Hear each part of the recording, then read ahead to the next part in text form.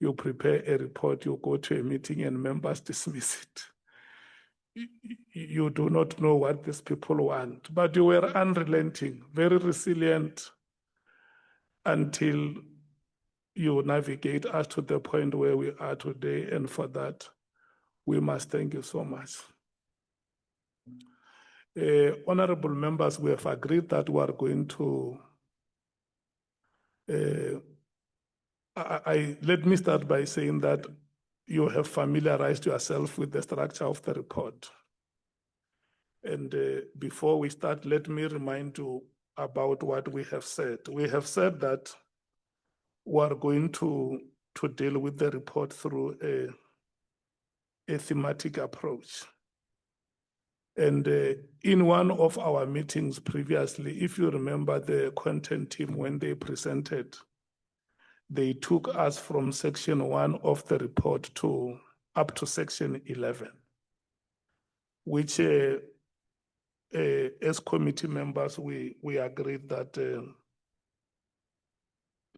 those sections essentially cover what we call the record of proceedings, which will be up to page 258 from the introduction on page 9 up to the last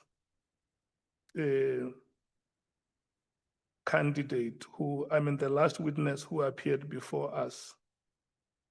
All that information is covered on page 258. A presentation was made, and members of the committee were also given an opportunity to go and make submissions if they felt there was something that would have been left out. And for the purpose of this meeting, we are going to start from page 256, which is the assessment and analysis of evidence.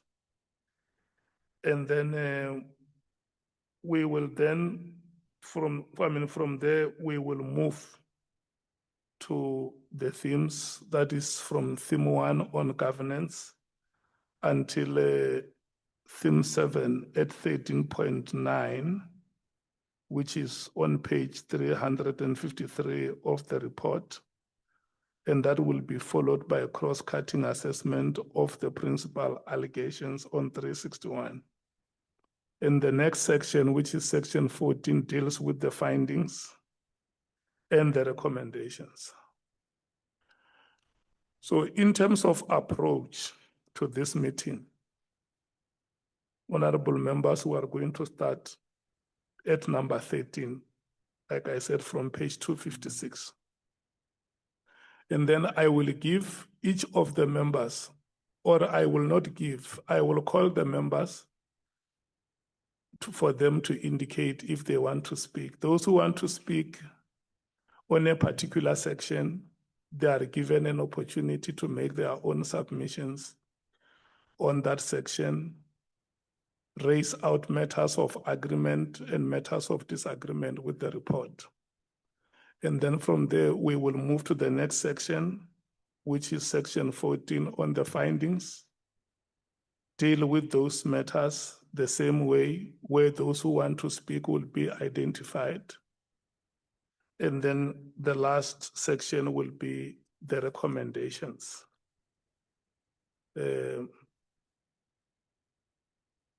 Yeah.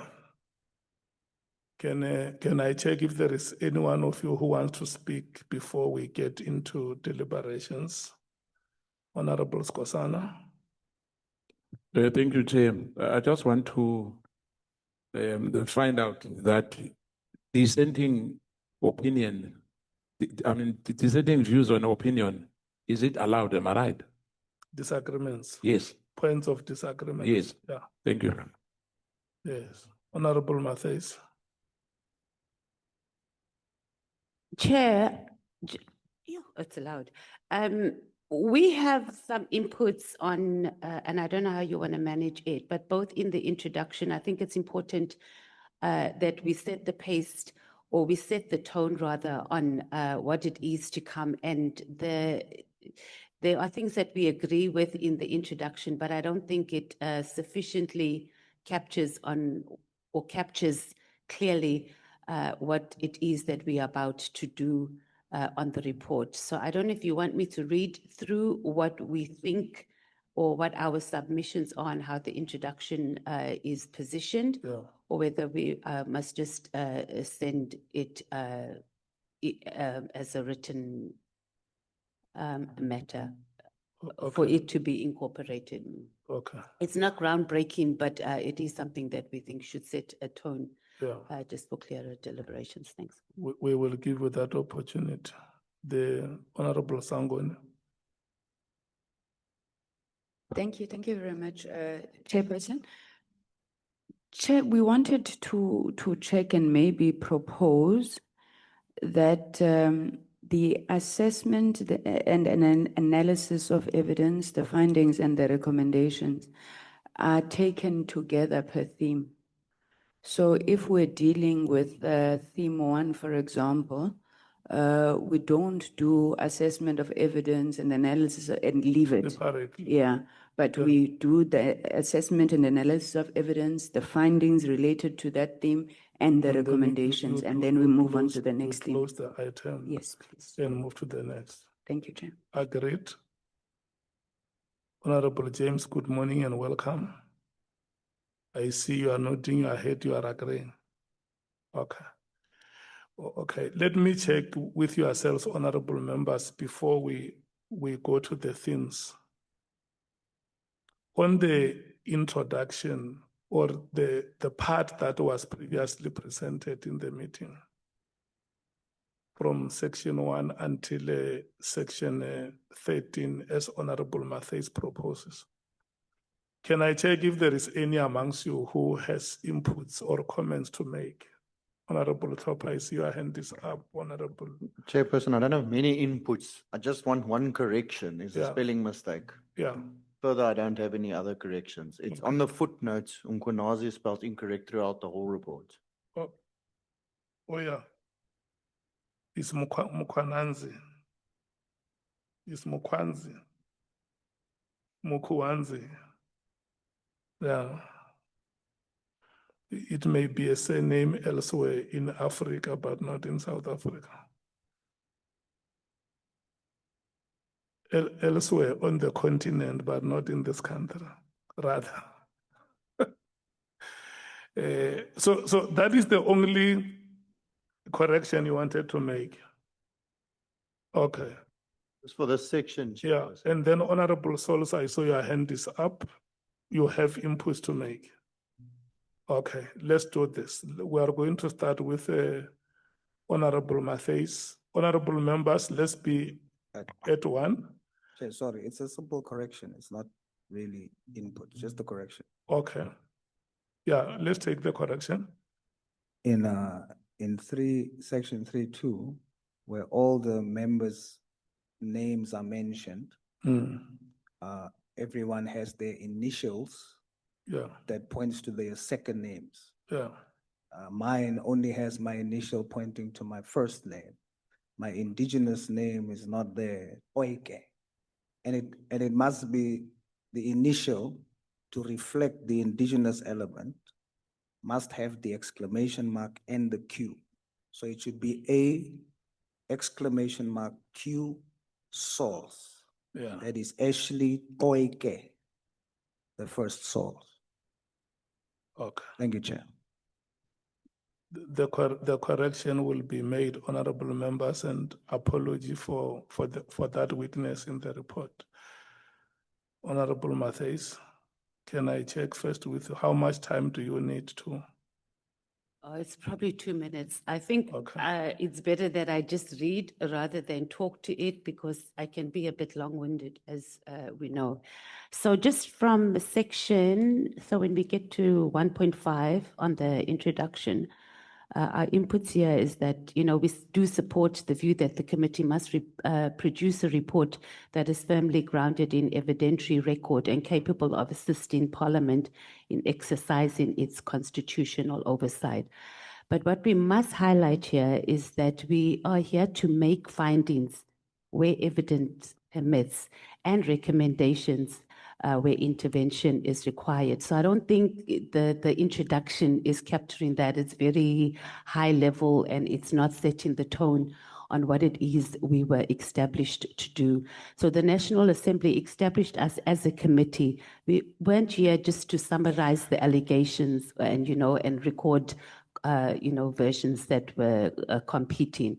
We were specifically mandated to investigate the veracity and the implications of the allegations that was made by Lieutenant General Mchunu and identify government failures, oversight lapses, and to determine whether the evidentiary record disclosed wrongdoing, whether it disclosed corruption or misconduct, and also to make recommendations regarding legislative policy and institutional reform. So our final report must be based on that mandate, and our introduction must be able to set that pace a little bit more clearly. And that's pretty much up until we also need to capture that also more clearly under the mandate of terms of reference and to not give such a high level view that we were just here just to listen and then make an assessment. But we were here to, it must come out very clearly that we must be able to make findings, we must be able to make recommendations where evidence is provided. And if our content team can just capture that more clearly, and I think that's pretty much our input. Thank you, Chair. I think the point is indisputable. Is there any member opposed to the insertion of that into the introduction? Going, gone. Are you triggered, Honorable Skosana, or were you just repositioning yourself? Yeah, no, I just wanted to find out, Chair, on our input, the proposed treatment and draft location. I wanted clarity on that from the word go, because I've seen the wording which was used here. I'll give you an example, Section 7, in terms of limitations. Is this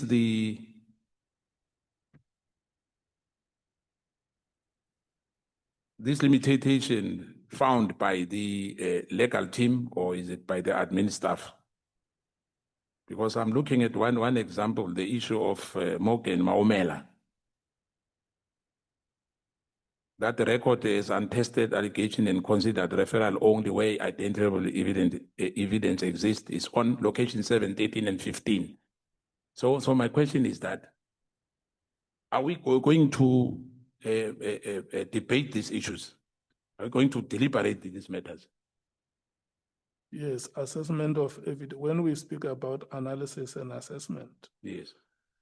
when we come to that section on deliberations, if there is anything that you think is inadequately covered in the report, you are able to raise it. Thank you. Yeah.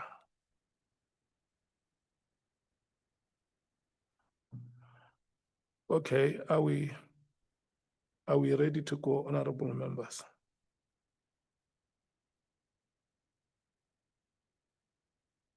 The meeting is like it's very tense. So, is there anything you have heard which I do not know, which makes you so nervous?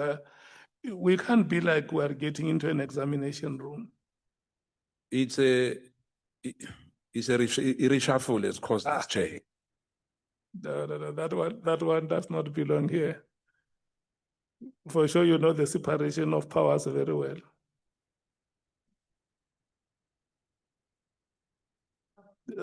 This is not an examination, it's deliberations. Honorable Matthews.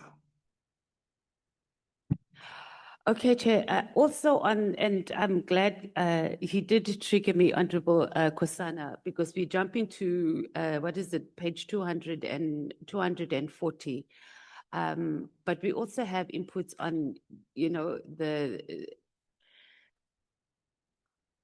on how we are entering our findings and our recommendations. So even on 7.4, on the evidentiary limits, also the institutional limits, it's not properly captured. It gives a very high level view of what the committee had to deal with. It should be noted clearly here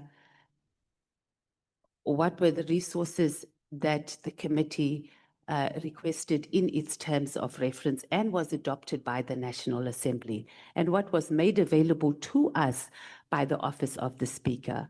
I don't know if we want to include a section that deals specifically with our engagements with the Speaker in terms of the resources that were available, because it's not clearly captured here, and I think it has far-reaching consequences on how we were able to engage our witnesses and also the evidence that was before us.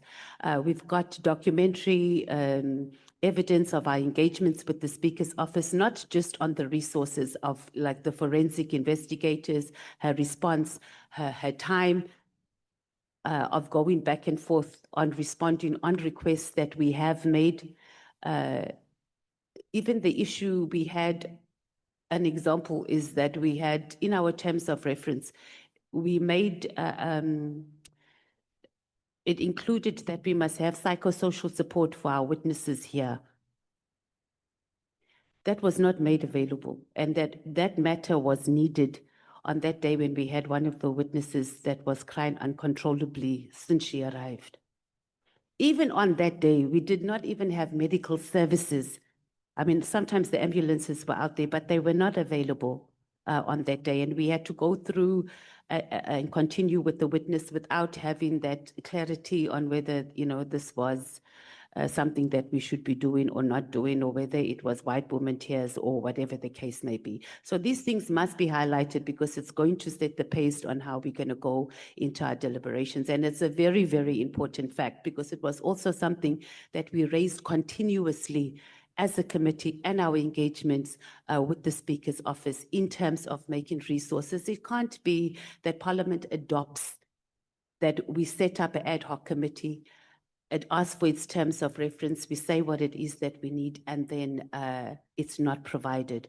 And these should also form part of our recommendations. And I mean, it's not necessarily to take the office of the Speaker to task, but also for Parliament to be able to, going forward, when we set up these ad hoc committees or inquiries, that we ensure that there are resources available and we don't become a laughingstock of a country where we just sit and listen the whole day and we are unable to, we even end up using our own resources as individual members of Parliament, or we use our party resources to be able to get information. So the EFF, we've also made recommendations that, but we'll get to it, but the recommendations that we are going to make further on, it needs to be captured here on what our challenges were in terms of its limitations. So when we make the recommendations later, the report speaks to itself. So we just like that to be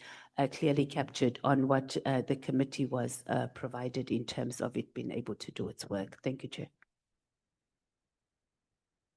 Okay, can we hear what the comments of the members are on the matter? Honorable Chief Whip.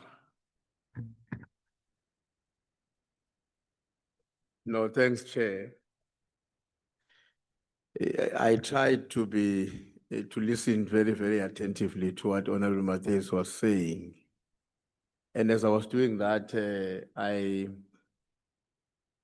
really wanted to avoid a situation where my judgments and my own views about what she says is clouded by the latest development, which has been led or being led by the organization that she comes from towards the Speaker.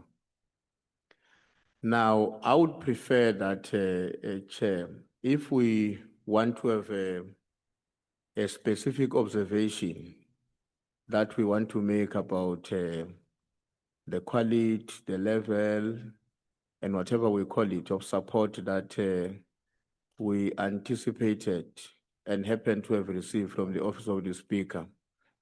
I think the point of departure would be for us to have an agreement on what were our own collective expectations as agreed upon by the committee, and depart from that position to then determine whether or not the Office of the Speaker responded to our request adequately, effectively, and in line with our own expectations. I think each one of us had views about what we wanted to see happening.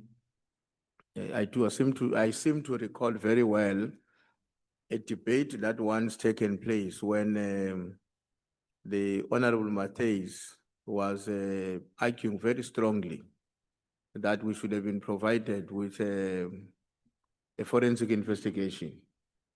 And but I don't seem to recall that the committee ultimately took a firm position on that matter and conveyed its position to the Office of the Speaker and probably even got a response, or we might have been failed in one form or another. So I would prefer, Chair, that the observations that she's talking about are very important, but I would prefer that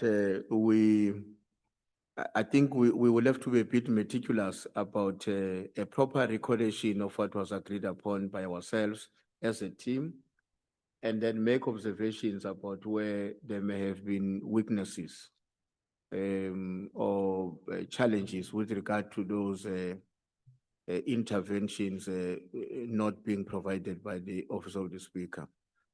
I'm not very certain that discussing it the way we do might help us here and now, but I would suggest that when we meet, in all of our meetings were recorded, decisions were minuted.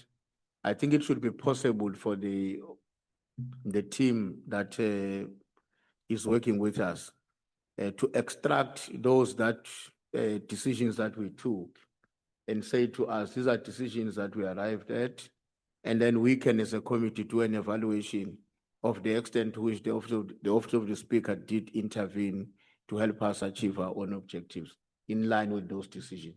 So I suggest that we don't deal with it in a way that has been presented. I think let's accept that it has been presented, but initiate a process that will be more objective and substantive to deal with it, so that it would not be difficult for us to have a consensus on each of those issues. Thanks.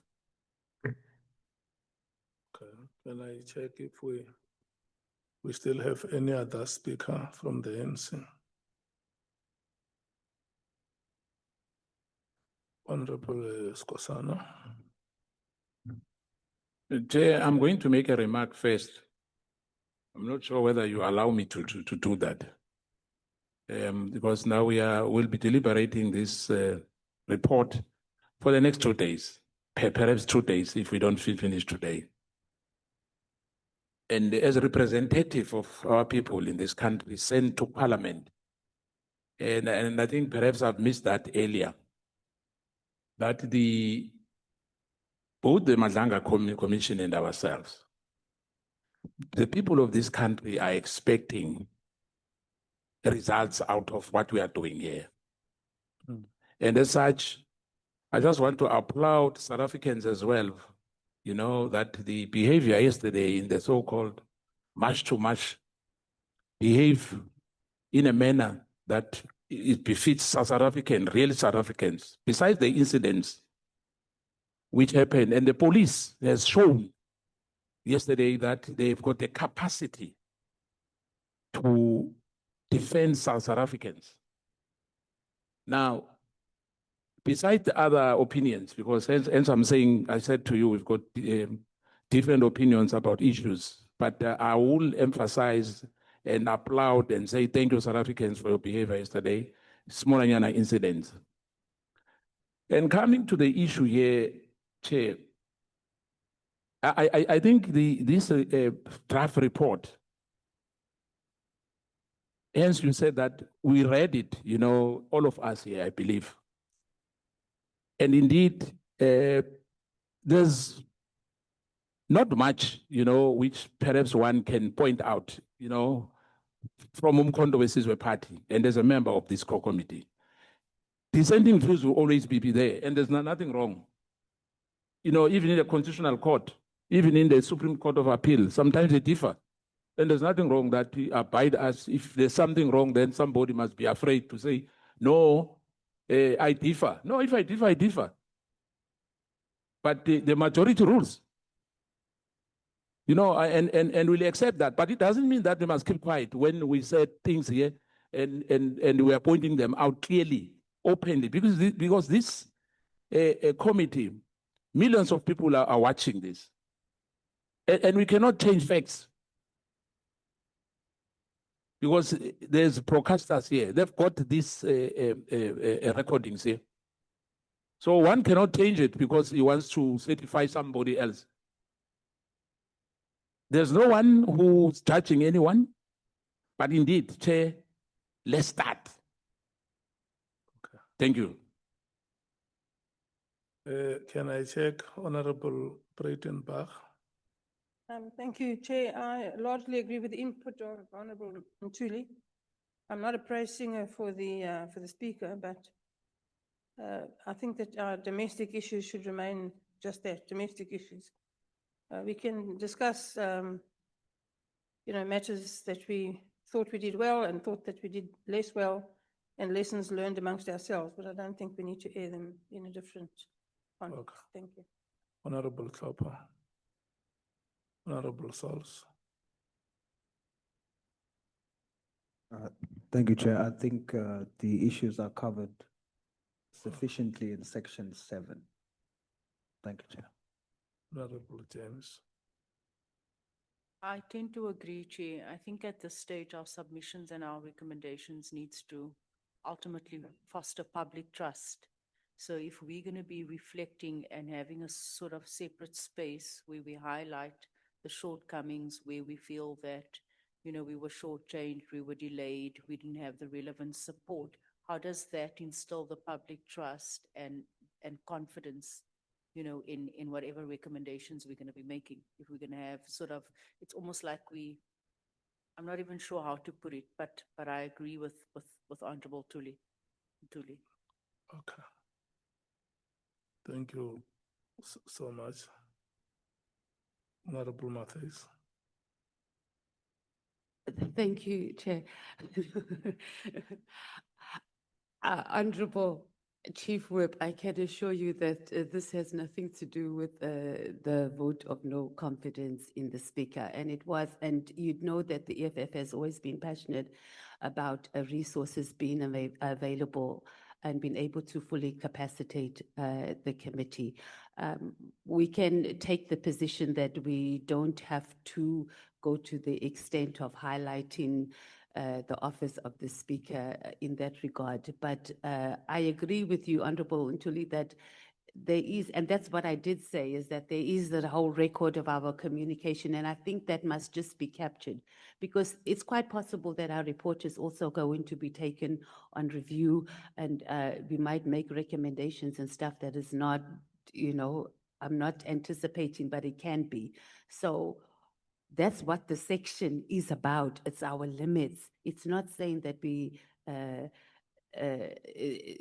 already setting ourselves up for failure, or as Honorable James is saying, decreasing public confidence, but it's saying these were our limits and this is what we had to deal with. It is in the terms of reference of the resources that were requested. So the committee's deliberations on that is whether we pushed for it or not, but it's the National Assembly that adopted that these are the resources must be made available to the committee. But we can move on. We don't have to go back and forth on that moment. But I think in terms of our limitations and our capacity to be able to perform ourselves, it must be noted what was made available in terms of what the National Assembly adopted for us to have available to the committee. Thank you. Okay, honorable members, we are going to move forward.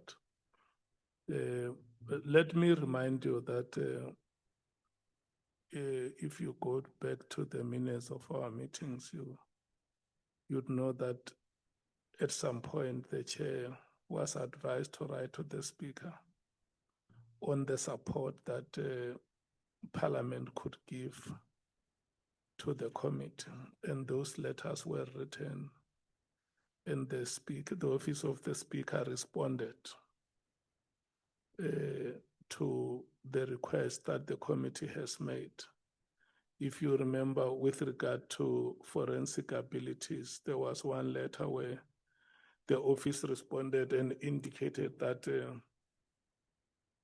amongst the evidence leaders, there was one of the councils who had those abilities.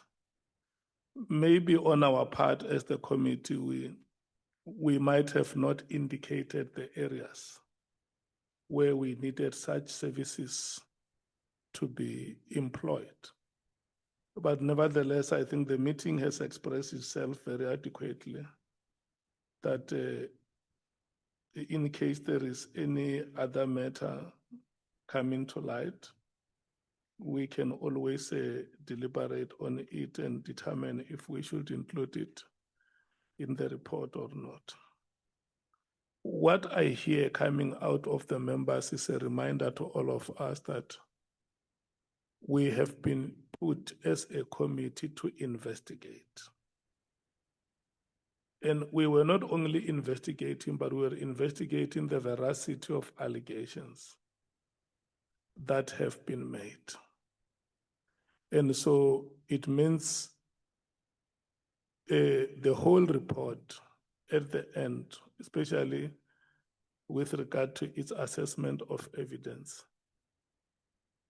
should be able to indicate where we agree that here we agree that those allegations that have been made have been verified. And for sure, those allegations that would not have been verified, the committee can say there is a case to be investigated here. And whoever is responsible for investigating can investigate, but where the committee is convinced that sufficient evidence has been presented, there have been malpractices, there have been, or there is prima facie evidence that criminal activities would have been committed, the committee should be able to make those findings and recommend what action has to be taken. I'm just saying this so that we have an understanding on how we deal with the analysis, assessment of evidence, findings and recommendations, like it has been suggested here that let's treat them together and not separately. So I'm now going to move honorable members to page 256.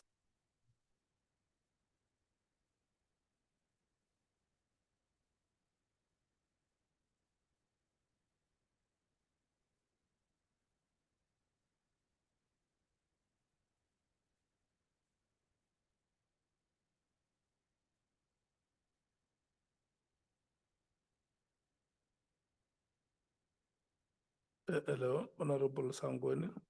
Sorry, Chair, I'm just wondering, with you having accepted the proposal that we treat all three elements together, will they be restated for members to follow the logical link between the evidence, the analysis, the findings, and the recommendations?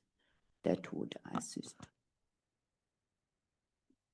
Yeah, my understanding is that if you remember when the draft report was released, because this is a draft that incorporates inputs that parties or members would have made,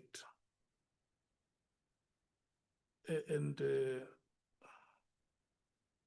do you need to have a caucus? Do you want to request me to give you a caucus before we start, or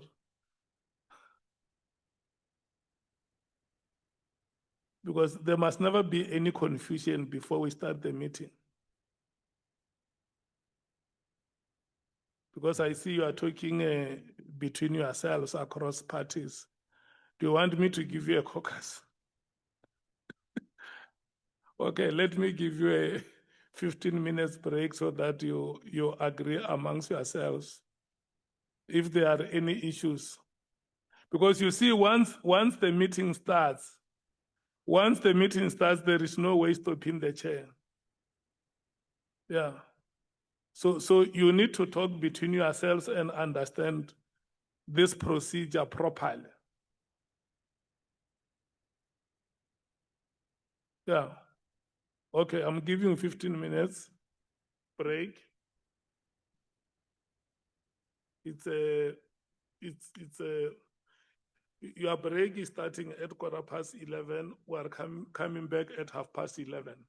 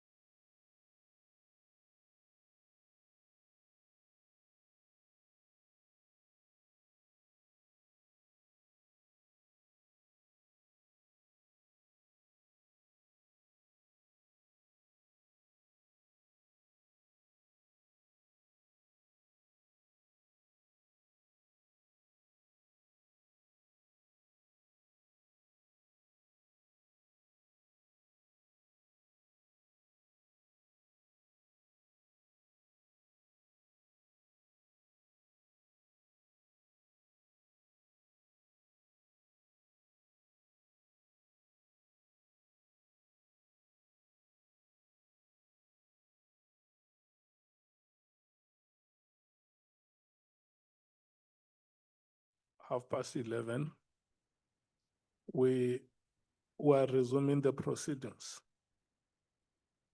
And I think that members have had enough time to talk between themselves. The sense I get is that the approach that we are taking, even though agreed to, it may be somewhat complex.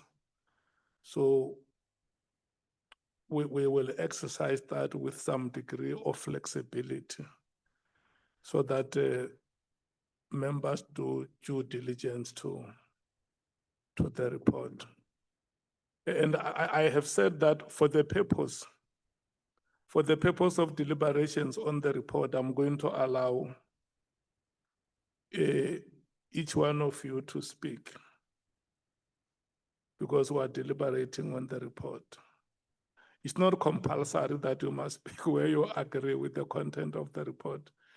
You can just indicate that in this section, I'm covered. Like I said, we are now on section 13, assessment and analysis. And we have said that we will take the assessment together with the findings and recommendations. But what I said, Honorable Matthys, is that we will exercise some degree of flexibility so that members are satisfied that the process is done in a way that when we come out of the meeting, all of us have some form of satisfaction that we would have done justice. Can I note the hands that want to speak?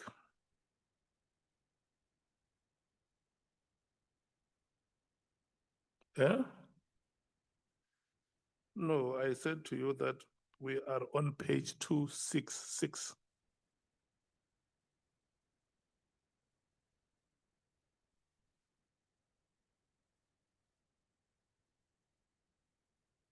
Yes.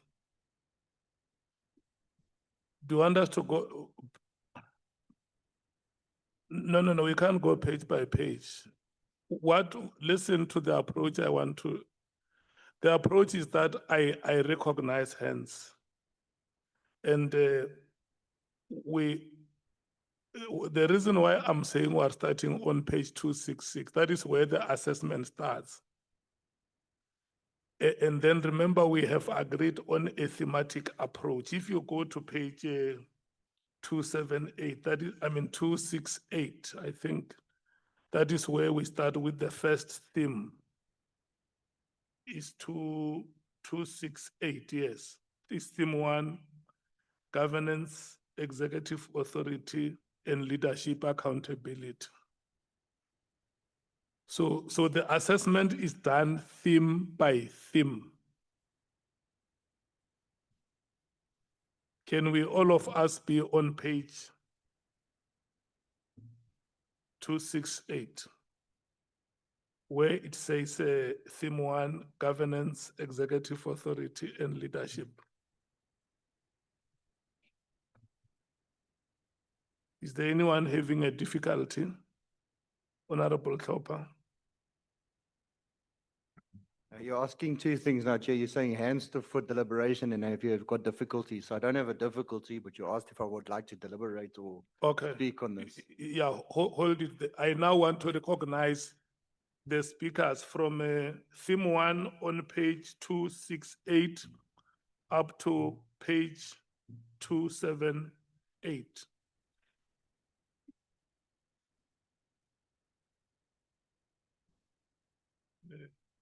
Honorable Ngola, you have been noted. You will be the first one to speak. Honorable Skosana, number 2. Honorable Klopa, number 3. Honorable Matthys, number 4. Number 5 is your Honorable Chief Whip. Number 6, Honorable Breitenbach. Number 7, Honorable Sols. Number 8, Honorable Sangoni. Do you still remember your numbers, all of you? Okay, can we start? Chair, even if they don't remember the numbers, I'm going to cover them anyway. Okay. That will make my meeting easier. Thank you very much, Chair. Chair, just one aspect from my side in respect to the assessment and analysis of evidence. I think you'll recall that at some point we wrote to the speaker requesting the services of I'm not sure if it was a data analyst or a forensic investigator. And the response from the speaker was that the reason there was an addition, an appointment of Advocate Mkhize was for specifically those purposes. But Chair, from where I'm seated, I doubt a lot of work in respect of those forensic services has been done in respect of the evidence that was delivered before the committee. You recall that we have requested those services specifically because the magnitude and the form of evidence that was submitted to the committee and the load of work would not have allowed us to have ample time to do an analysis whether this evidence can be credible, this evidence cannot be credible, and that.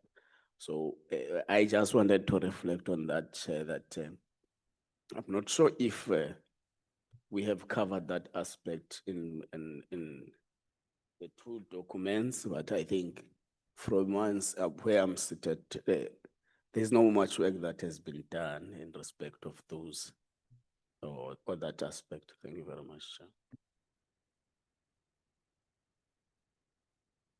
Can we move to the next speaker? Honorable Skosana.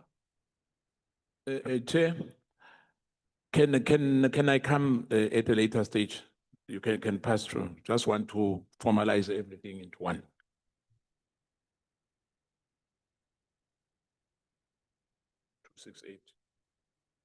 Topa. Thank you, Chairperson. I only have two things to speak on here.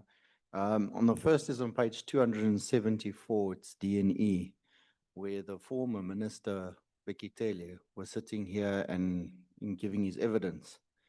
And if I look at D, it speaks that, there's much caution and there was on the evidence of Bekitele with Mr. Matala, because of how he became aware of the Tembisa hospital environments and the serious allegations, and then it moves over to E. So obviously it's already a red flag if you're already aware of these allegations and you're staying. Then we move over to E, where it speaks of the plot or the alleged plot against SAPS officials, and the allegations was hearsay. And I'm not sure if this is 100% correct. The allegation might be hearsay, but Mr. Katmantlala, according to Bekitele, was confessing to him about plotting against the police officials, giving a affidavit that was fake. And I still asked the former minister, is this not then perjury? So what plot completely was he speaking of that hasn't been tested? This was his own admission that he had made those affidavits that were false. And then it was later withdrawn. And then it goes on to say that both the former minister was a minister as well as a national commissioner, and that it raises accountability concerns. And I think it's just that part there which says, allegations was hearsay. This was said by Katmantlala that he had indeed given those false affidavits. And that part just concerns me slightly in that paragraph. Chairperson, please just forgive me because I'm working from the computer. I just want to get to the next point, which is on... What do you recommend on that part, on page 270? Chairperson, I don't know if we should be calling the whole thing a plot against the SAPS and that it cannot be tested, because part of it was in the evidence of Bekitele, the former minister, as well as Katmantlala, that he was in fact confessing to being part of this plot? And can it only be tested then as an allegation of hearsay if both Kat Mhlala as well as Bikitele are both saying the same thing? That evidence was given that he had, and that affidavit was indeed handed in against those officials of stealing the Rolexes and so forth. And I don't think it should be treated just as hearsay. Yeah. And I think worry that we're you- weakening what was actually then said here. You are suggesting that when we go to recommendations, if there is any recommendation on that part, it may not be strengthened. Yes, yes, Chair, and I just think that we should just be cautious in this paragraph of using the word hearsay when it was part of a testimony given here by Bikitele, as well as Kat Mhlala, confirming that there was an affidavit given. Okay. All right, sorry, Chair, let me just quickly Yeah. get to the next one. I only have one more point. I just need to get to it. Please forgive me.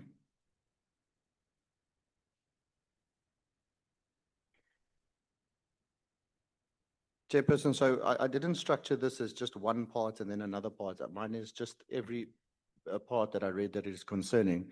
And on page 278, B, it speaks about the lack of evidence and a record of drafting process, legal advice, documents, etc. And I think that the lack of evidence is concerning in itself. If one doesn't even after all these interviews understand the why there was no records, and the whys that were given seems to be so many, we're really in a difficult space. There's a lack of coherence and totality. I don't understand how any decision was taken without due deliberation and due diligence.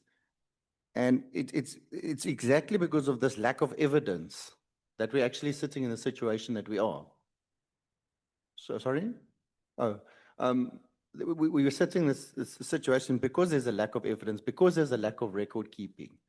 And I think this is just something that should be really, highlighted. Chairperson, I'm going to pause there. I don't want to waste a lot of time, and I know we have a lot to do. So that is just the only thing I have to say for this whole section. Thank you, Chairperson. Okay. Charlie, are you ready? Yeah, thank you, Chair.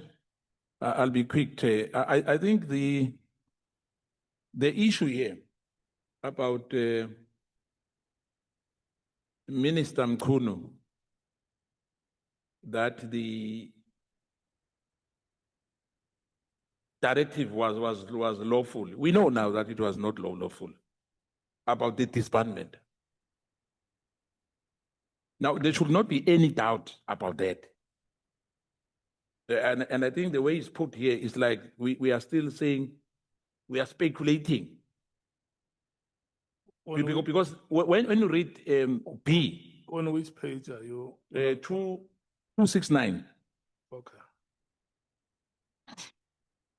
that directive of disbandment, we now know, and the issue of the port's entry, where General Musikili spoke about it, that she considered such an outcome incompatible with SAP's constitutional and statutory mandate, and with its aviation and maritime security responsibility. We know now that the minister was involved. I mean, that's what we were told here. Unless we have a doubt, we are saying General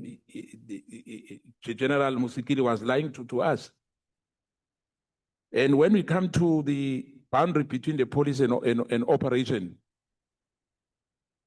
let me jump to the issue of Nkabinde. The Nkabinde matter. I think what you should do, what you should do, are you still on page 269? I'm done with that. I'm done with that. I was just saying that on Yeah. that 269, I've raised what I've raised. Listen to what I'm saying. Yeah. The report is paginated. Yes. And the paragraphs are also numbered. And some of the paragraphs even have subheadings. True. Yeah, so that everybody is on board with the inputs that you make. Thank you, Chair. If you move from page 269, you can alert us that from here I'm going to the other page. Thank you, Chair. to the other page, and maybe if the paragraph is numbered, you can just say 13.3.3. No problem, Chair. Thank you. Yeah, because I'm quick, Chair, you know. Yeah. On that B, Matthias is concerned here, but fine. No, you are, The- you I'm are quick. protected. And I agree with you that you are very quick. Yeah, the issue, Chair, here, now I'm on page 269, which I'm done with that, Yeah. on the issue of General Musikiri. Yeah. Then now I'm on page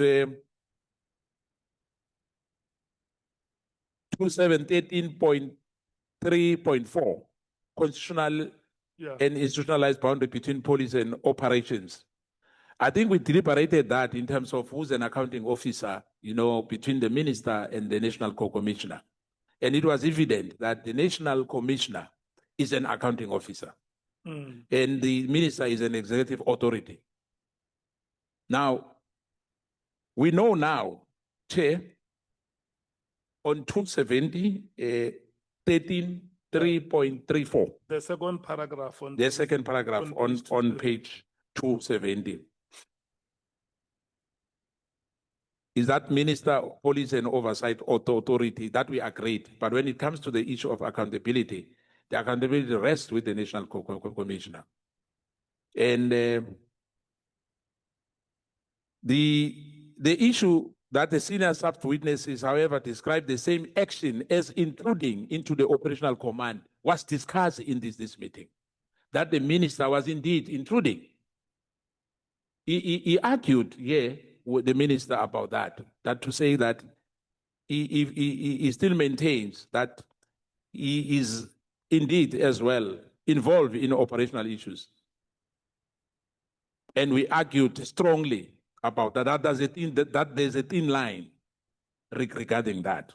Now, when you go to that issue, which for me invokes the 13.3.5 about Nkabinde, to say, the minister said clearly here that Nkabinde, he was impressed about Nkabinde, you know, and there's nothing wrong of Nkabinde. Hence, I'm talking about the thin line, that Minister Mchunu emphasized that the executive is not excluded from decisions that have operational implications when this arises from the structure. And that emanates from the issue of the disbandment. That's what I want to emphasize here. Because he was livid that for him, there was nothing wrong about him disbanding the PKTT. And we know all of us that it was wrong.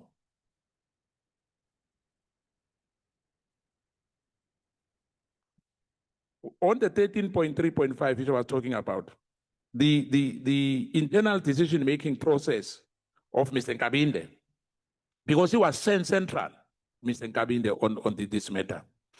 He confirmed that the directives were circulated for input within the minister's office that has transmitted it, and that it did not question its legality, timing, or operational consequences. For me, this is not clear. Because I think the way it's worded here, I've got a problem on that, because I think we should be very, very clear whether it's Mr. Mchunu correct or is Mr. Nkabinde evidence correct. And when you jump to on page 271, the episode nevertheless raises the governance concern, a serious institutionalized disagreement between the minister's office and the senior sub-officer came to the documented through an undisclosed personal recording rather than through a transparent and properly recorded official process. And I think we traversed that by if one has to remember as well, beside what is documented here, is that it was wrong for the minister to ask Nkabinde to record Mkhwanazi. That recording was completely wrong. Because minister explicitly instructed Minister Nkabinde to make that particular recording or directed that it may be made covertly. In other words, General Mkhwanazi was not told that it was recorded. Now, we have to have the findings on that.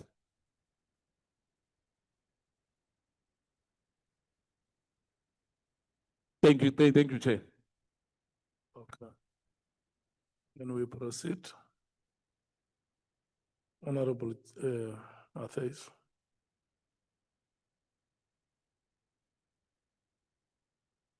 Thank you, Chair. We are going to start on 13.2.1, which is the purpose, function, and approach. And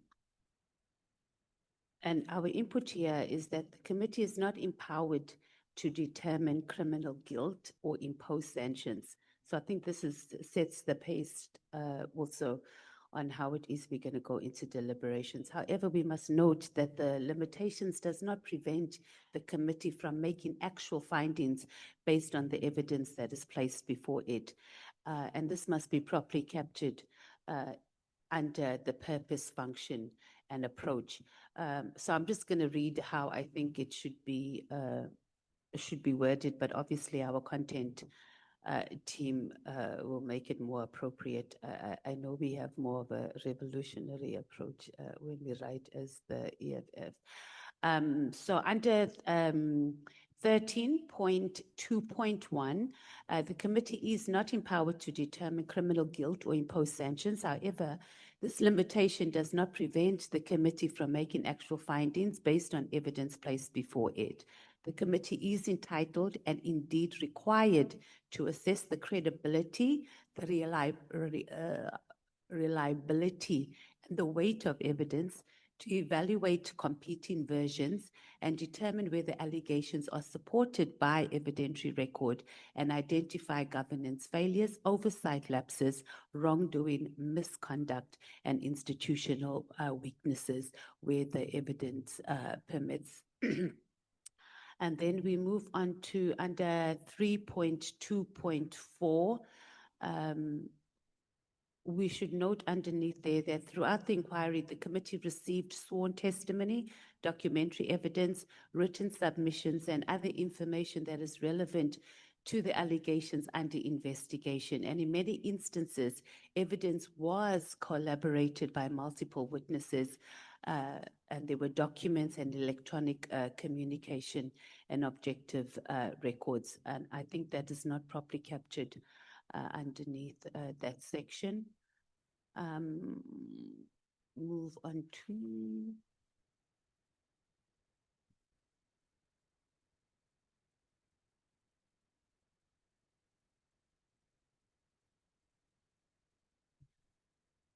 sorry, I have to just scroll down and look for under a theme 3, which is 13.5, and we go to point B under 13.5.2. Our input here is that the evidence demonstrates that crime intelligence experienced prolonged leadership uncertainty, extensive vacancies, and contested positions, governance disputes, and operational instability during the period under review. Then we go to F, also under the same theme.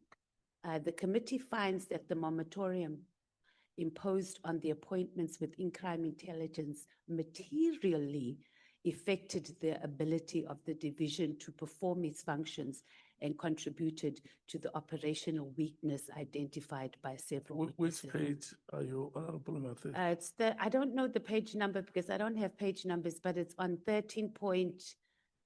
13.5.2.f. Let me. Yeah, Yeah, the because theme is, where you're at means you are ahead of us. are we doing one theme at a time? Hey, I missed that, thank you. Okay, so. Honorable Sols, are you fine?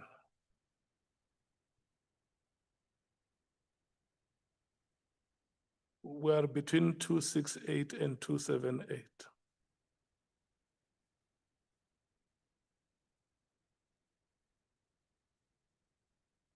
I thought I'm number 7, Chair. Eh, I thought I'm number 7. I'm after. He has spoken. Look behind you, it's only one person. I Honorable. can see that now. I didn't see Honorable Breitenbach ran away.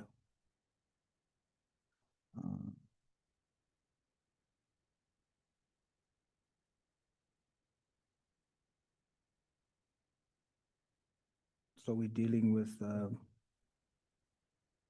Theme one is on from page 268. Governance, executive authority and leadership accountability. And then it ends in the middle of page 278. yes.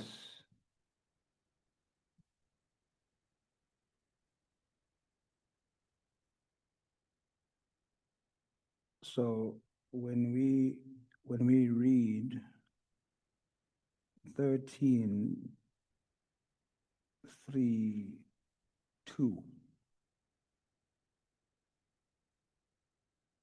The 31st of December. yes, which deals with the directing of the immediate disbandment. And then it goes into the subsections. You have got B there where it talks about General Mkonazi and General Masemola characterized the directive as having direct operational impact, as having been issued without prior consultation, etc. I feel that there is an imbalance in the posture that the report is taking. It gives the impression that the committee is, even though we don't have any evidence of the allegations, but it seems like we are leaning more towards the testimony of General Mkwanazi and General Masamula and ignoring the counter evidence to those allegations. Because there was contention around what was immediate and what was not immediate. So the procedural flaw, I think, is it treats the third party evidence that was mentioned, to support this. It was accepted it was hearsay, but here it seems like, although we don't mention it in the report, but it seems like we are treating it as hard evidence, that it was proved that the disbandment was unlawful. So I think we should insert something along the following lines. The committee explicitly notes that whilst Lieutenant General Mkwanazi's testimony outlines a compelling narrative regarding the Big Five drug cartel, there remains an absolute absence of direct forensic, financial, or digital evidence linking former Minister Mchunu's executive decision to any illicit network. Allegations stemming from inmate interviews and unvetted audio clips do not meet the threshold of verified fact and must be treated as unsubstantiated assertions pending formal judicial outcome. Because if we don't do that, we then intentionally ignore the fact that, number one, when the directive was given, the disbandment did not happen immediately. There was agreement amongst SEP's officials, the National Commissioner together with the Minister, that it will then happen over time. And that was the testimony here, but it seems like there's no emphasis on that. Two, I specifically asked directly to our main witness, is Minister Mchunu corrupt? There was no answer to that. As a matter of fact, our main witness, General Mkonazi, said he can't answer that. So we can't ignore the fact that there wasn't real evidence on this issue. We must not treat it as though there was conclusive evidence to us that there was this links to drugs or to a drug cartel. There was no evidence given that Minister Mchunu disbanded or gave a directive for disbandment because he was infiltrated by a drug cartel. There's no evidence. So for the report to treat it as though there was is unfair and unprocedural. We do not choose between Lieutenant General Mkonazi, neither do we choose Minister Mchunu. Our job is to present what we have discovered fairly, make recommendations, and then a decision of guilt is found thereafter. So I don't think we should exclude or create an imbalance in what we have found. And I hope that what I've just read as something that I think should be inserted as a balance will be added there. Thank you, Chairperson. Honorable James. I'm partially covered, Chair. I'm still battling to understand, as we are going through the report right now, what we have before us, because we seem to be making and giving our recommendations now already. Yeah, we're still coming to recommendations. So we're just assessing what's in the report.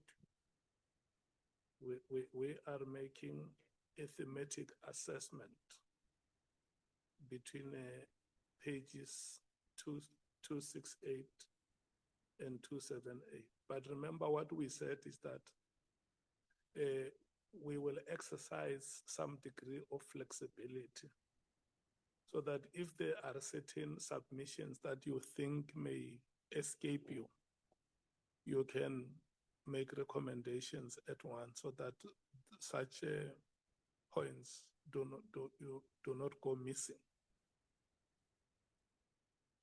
No, I'm fine for now, Chair. We've made our submissions and I'll wait until that point to give input. I don't think I'm going to deliberate on. So if we come to findings and recommendations and you feel that there are points that you want to submit, you are allowed. Okay.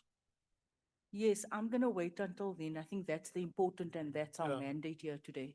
Thank you, Chair. In fact, what a thematic approach means for the benefit of you and the Chief Whip is that the report is organized in 7 themes. So theme 1 deals with governance and the exercise of executive authority. So what it means is that when we are in this section, if there are any matters that you would have observed during the proceedings and you feel that they may not have been adequately covered, you can raise them now, which are related to the decision to disband the PKTT and the political interface between, the political administrative interface. And then if you also, you would have gone through the findings and the recommendations. At the same time, you can marry your assessment together with the findings and the recommendations. But if that may be too cumbersome, you can always deal with one at a go and come to the findings and the recommendations at your own pace. So it's like the chair has adopted an outcomes-based approach that we allow every learner to learn at his or her own pace.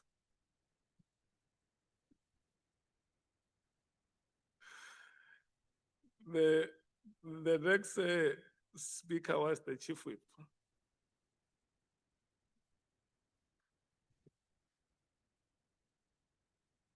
Chair, when we were dealing with, when we were listening to witnesses, I think it was very easy. Now, when we must deal with the report, it's getting complicated It's very complex. because we all have read the report and we have worked out our different approaches on how to comment on it. When Honorable James was talking, I was smiling because I was very clear that part of what she's saying addresses my concern.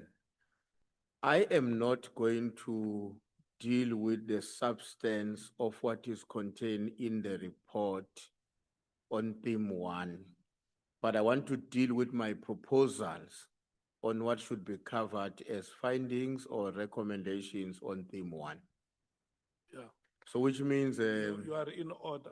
yeah, because as I listened to my other colleagues, they were critiquing what is contained in the report But at the even moment.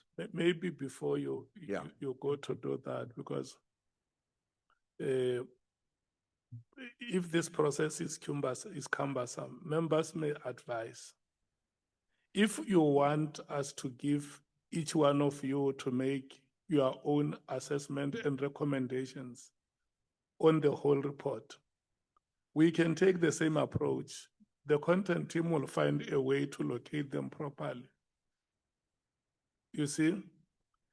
And if you still feel strongly that we can continue through the thematic approach, maybe what we can do, let's finish theme 1, and then let me check what the time is. So it's not about lunchtime. We take theme 1, we conclude it, and then I get an advice from you as to whether you want us to continue theme by theme, or you want the chair to give each one of you a chance. And then you say, what I'm going to present will cover all the themes, including the findings and my recommendations. The content team will then come and delineate what I would have submitted. You see? And then the difficulty which may be there is that at the end of the day, when you have the report with all these findings and recommendations, how do you want to approach them? Do you want to approach them as a unanimous report or as a report with majority and minority findings and recommendations? Yeah.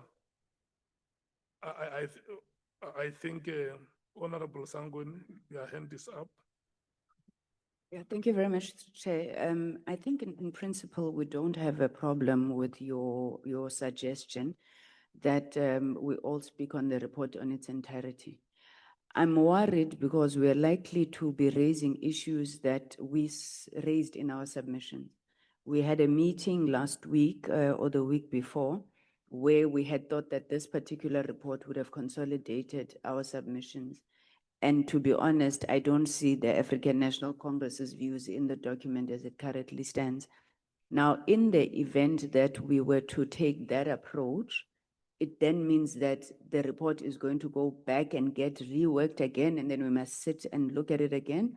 Or are we finalizing it during these next 2 days? That is where my biggest challenge is, because I feel like we've already done this. We're going to go through our report and tell you what we said. I know that you're trying to figure out, Chair, whether we're looking at a consensus, unanimity, or we're going to have minority, majority views. Are we going to deliberate all those issues here? So it's not just about depositing as we did the last time, and they were not adequately covered. Thanks, Chair. Yeah. Honorable Skosana. I think, Chair, what you've already proposed, I think that will work wonders. Even if that will have dissenting views, because we'll have dissenting views, that's for sure, it's normal. Unless we agree, maybe there's a miracle that will make us to agree, to say this report, all of us, there's majority, if there's majority, so be it. We won't object to that for the sake of objecting it. But if there's issues which we are raising and we feel strongly, as members, not as collective now, some members might feel that, the recommendations are not appropriate or are not as hard enough as some of us want us to be. Though I think the way you are saying it now, it will help, because if we go by theme to theme, I can tell you now, we'll finish on Friday. I'm not rushing. I'm prepared to stay here until the weekend. No problem, Chair. Thank you. Honorable Matthys. Chair,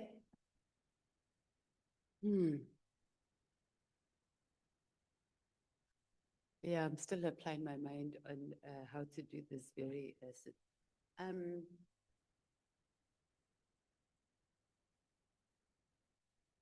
So when we had our discussion, I think we discussed our evidentiary assessment in detail when we did it on that day.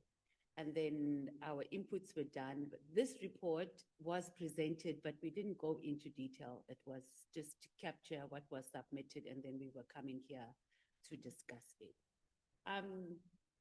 We have a superior content team. So what I would propose is that we move in onto what our recommendations and our findings are. And then it has to find expression in any other part of the document where it needs to be. However, we're going to have to do that secondary approach of verifying that whether there is actual enough evidence to back up what it is I'm saying. For example, if I say Honorable Kosana must go and to the ethics committee because he lied under oath. I'm giving you an example.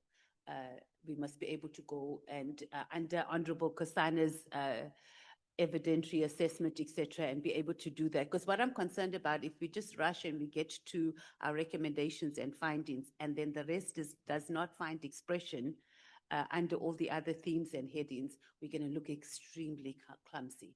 So someone who reads this report without having the back knowledge, it's going to be like, but how did they come up with this? Because it's not sufficiently covered. So I think the content team can run with it and must be able to find and make sure that if we agree that this must be a recommendation or finding, that it's adequately covered in any themes or any headings above in the report.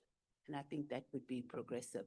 I just don't know how we're going to handle, Chair, when we disagree on what the inputs need to be. So maybe it should be noted, and then we spend another day where we deliberate on what our approach is going to be on matters where we're not going to agree on, and that it's noted. Otherwise, we're just going to go on for a long time going. So I think we must note objections. I think I've already noted an objection to Honorable Saul on what he was saying, but we can go back and forth. So maybe on the areas where we're not agreeing, it must be noted, and then we have we allocate time where we go back and forth and summarize and agree on how we're going to move. Thank you, Chair. You listen, honorable members. You are not disagreeing between yourselves in terms of approach. Because if you remember the initial proposal that Honorable Sangweni made was that let's take the report theme by theme, and in a theme where a member would want to make findings, you make those findings and suggest recommendations. So we will be done with that theme. And so now, because I can see that, and that is why I was very worried that you look very nervous and tense. It's like you are going to the examination room. And that was a sign to me that there is a difficulty in terms of how we're approaching the report. And that's why the second proposal then is to allow every member to say whatever they want to say on the report. And then if you want the content team to go back and say, we have factored all your inputs, your findings and recommendations. Let's say, for instance, on theme 1, these are the areas of agreement. And these are the areas of disagreement. Where there is agreement amongst committee members, it means it's a unanimous resolution. And then where there are areas of disagreement, that is where we will then develop an approach on how we discuss. And if we disagree, we can then agree to take an approach of majority and minority recommendations. So now, when I rotated with yourselves, I wanted to check whether you still want us to proceed with the approach of going theme by theme, or you desire the approach of allocating each one of us time to make their own observations, findings, and recommendations. And then we conclude the meeting. Honorable Souls, you were next. Chair, I know that we are not deciding on which approach we're going to use now, but Yeah. I'm just thinking, let me say what I think.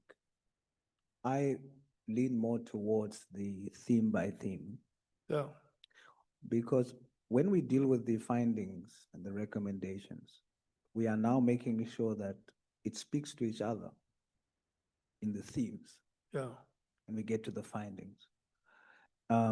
And Chair, you will sympathize with me, because what this has done in the public court of opinion yeah, is we all as members has received certain labels by South Africans. yeah, For example, I have the label that I'm protecting the drug cartel.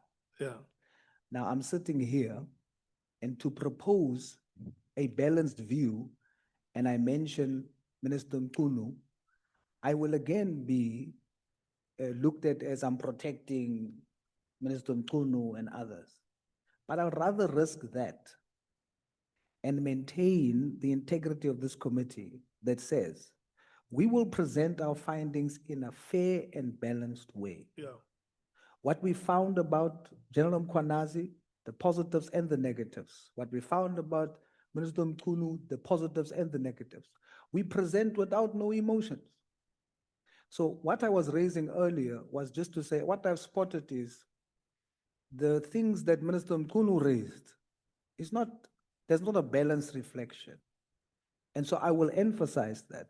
For example, another one, and I close with this, is there's no mentioning or even alluding to the fact that Minister Mchunu is the one who canceled the Ketmatlala tender. So it should speak of executive intention that we are dealing with here. So we must zoom into what is our posture in the report. So I'll rather run the risk, but I will fight for a report that presents fairness and it preserves the integrity of this committee. Thank you, Chair. Honorable James. Anything to say? Honorable Breitenbach. Thank you, Chair. Yeah, you know, we can go around in circles all day. Certainly looks like we intend to do that, sadly. But we should bear in mind that all of us, all of the members of this committee are not finders of fact. We're not a court. Yeah. Weighing up evidence and making findings of fact is a very, very, very difficult and very, very, very specialized task that many experienced judicial officers struggle with. None of us have that experience. We are not finders of fact.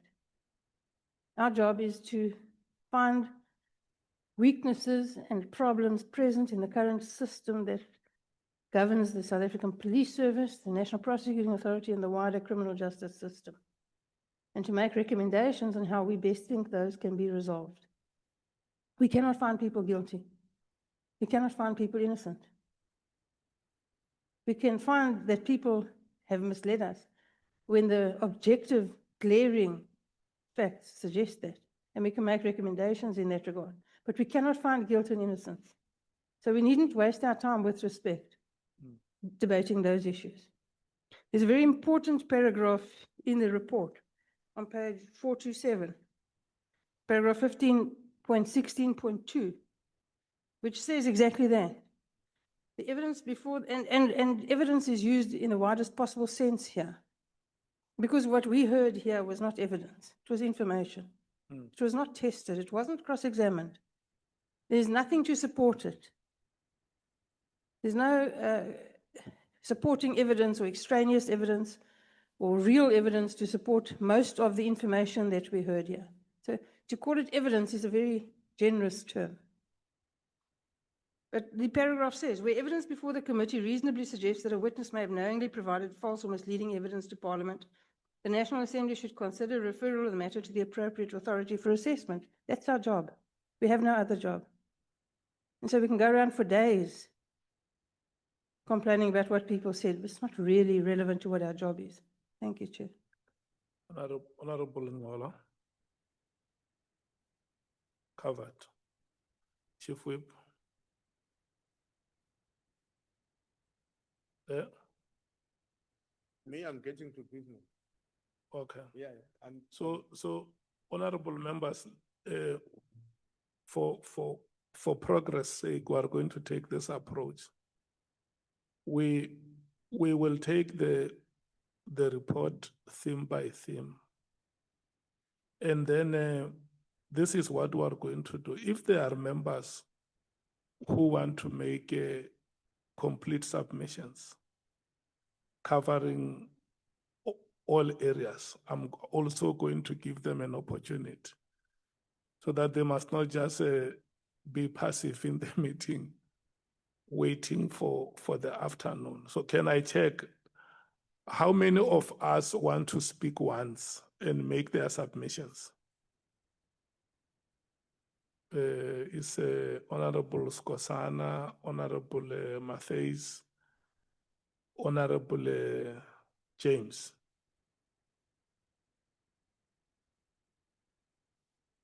Yeah, so I'm going to take the Chief Whip now. And then when the Chief Whip is done, we will take Honorable James. Honorable Ngola.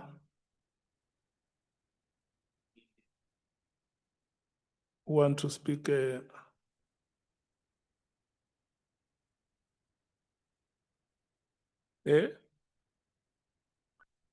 Did you understand what I'm saying?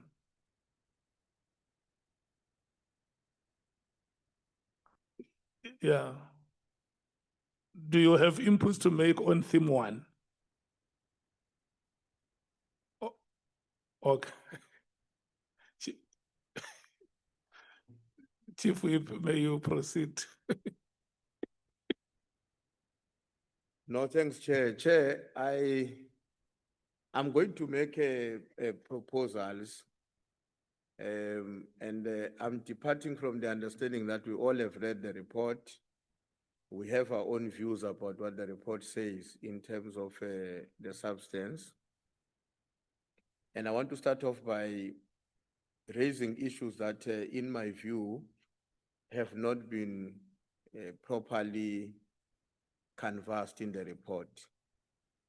The first one, and it's part of the recommendations that I'm going to be making, so that at some point when you decide that there must be a debate in the committee to determine whether the majority or all of us or some of us agree with this recommendation, you know that it's a specific recommendation. We leave it to your discretion to decide at what point will you want us to discuss and address areas of divergence on various recommendations. So the first one deals with the matter of the directive on the halting of the crime intelligence post. My own reading of the report is that there are no specific recommendations or findings on that matter. And I want to make the following submission. So that it's easier for the meeting chair, I'm going to read it on record. That a decision by an executive or administrative authority should rationally relate to the purpose for which a power was given. So a decision must also bear a rational connection to facts and the information available to the decision maker on which the decision is purposed to be based on. The SAPS Act and the regulations promulgated by the minister grant the National Commissioner authority to decide on the creation and filling of posts within SAPS. The minister, that is now the point I want to emphasize, that the minister, in my view, misconstrued his powers, as there was no empowering provision in law that gave him the authority to unilaterally decide that the post should not be filled. So that's the first point that I want to make with regard to the directive on how to handle the intelligence, the crime intelligence post. The second, that's my proposal that we should make as a finding Yeah. on the matter. Yeah. The second one I want to make, Chair, relates to the directive of the minister, because as you would notice, I'm dealing with the three aspects of the directive first and foremost, because that is what occasion our existence as this committee following the press conference by Lieutenant General Mchunu. The second one has to do with the directive on ports, or the ports of entry, as were recorded on the intervention by the minister. Here, I'm also making an observation of something that has not been explicitly found in the report before us. And the point that I'm making there is as follows: that the minister was within his powers to issue a directive in terms of Section 207, subsection 2, directing that the National Commissioner develop a plan to assess the personnel impact and efficiency of police at the ports of entry. So that's the finding number 2 that I would like to put before the committee for consideration. The third one is on the disestablishment of the PKTT. Again, here I'm going to be making a point on a matter that does not appear on the report explicitly covered on the findings by our team on this report before us. And the point there is that there was no meaningful consultation between the minister, the president, and the IMC and other stakeholders. The assessment of work of the PKTT was not conducted, and the minister's reasons for disbanding is not entirely supported by what would have been a sequence of well-grounded facts before or at his disposal. So that is the third point that I want to make as an observation of the findings, having listened to everybody who appeared before us, including the minister, as well as you remember, the affidavit from the President of the Republic of South Africa. And then the fourth point I want to talk to, is it 4? It's 5. Point number 5. Number 4. Number 4.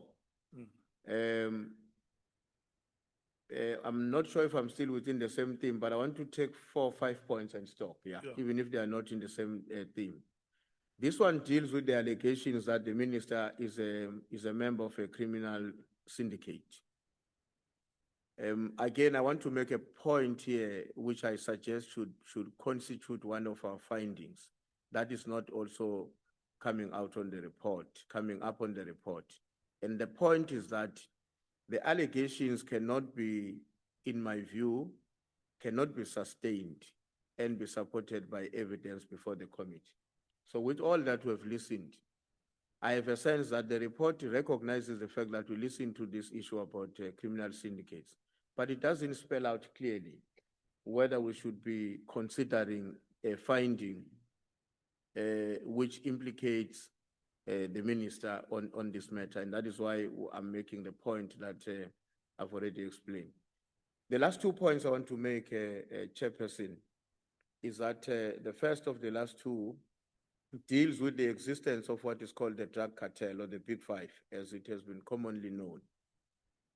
Again, the point there is that the evidence of its existence and the coordination, I think we need to make the point that is inconclusive in terms of what has appeared before us. We can't stand up and firmly say, we can say with certainty that does exist the big cartel or the the Big Five, as it has been argued before us. The last one, Chair, that I think I want to weigh in on is the alleged corrupt relationship between Minister Mchunu, Mr. Mkhotsi, as well as and between Mr. Mkhotsi and Mr. Matlala. The point I want to make there is that in terms of what was at our disposal, evidence of corruption between Mkhotsi, Mr. Brown Mkhotsi, and Minister Mchunu is, in my own view, still remain unproven, as well as inconclusive. And it relies largely on what one can call speculation and a conjecture, not necessarily substantive evidence with which you can stand on to confirm that indeed the two gentlemen, Minister and Mr. Mkhotsi, have entered into some corrupt relationship. And I want to conclude by saying, as well, in terms of the evidence that can confirm that deals with corruption between Mr. Mkhotsi and Mr. Matlala, and that corruption being done on behalf of Minister Mchunu, I also hold the view that the report should indicate in our finding that we can't make a conclusion like that because the information before us does not confirm such. Of course, I want to qualify my statement there, that it may, however, be necessary that further investigation is carried out to determine if any link of that kind exists between the minister and Mr. Brown Mkhotsi. Now, I'm making that qualification cognizant of the fact that that investigation would not necessarily have to be done by the ad hoc committee.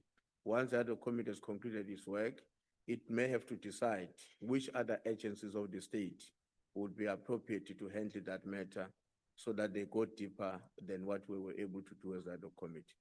So for now, I want to rest it at that point, Chair.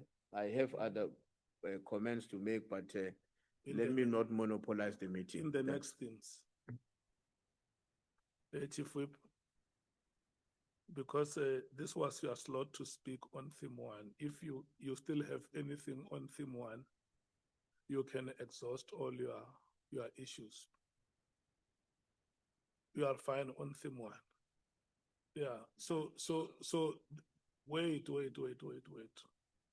The content team has captured what you have said for theme one. So now we are going to take Honorable James. Honorable James inputs are cross. Yeah, just Are cross-cutting. few ones. Thank you, Chair. Chair, Am I detail- representing you correctly that you are speaking on all from theme one to theme seven? Yes, thank you, Chair. And a detailed report has been submitted for you, incorporation. thank So I'm you, just going to thank you. highlight on a few Thank of you so much. our findings and the recommendations, if that's Yeah. okay. Okay, can go so, part A is part of our submission, strengthening evidentiary standards and accountability.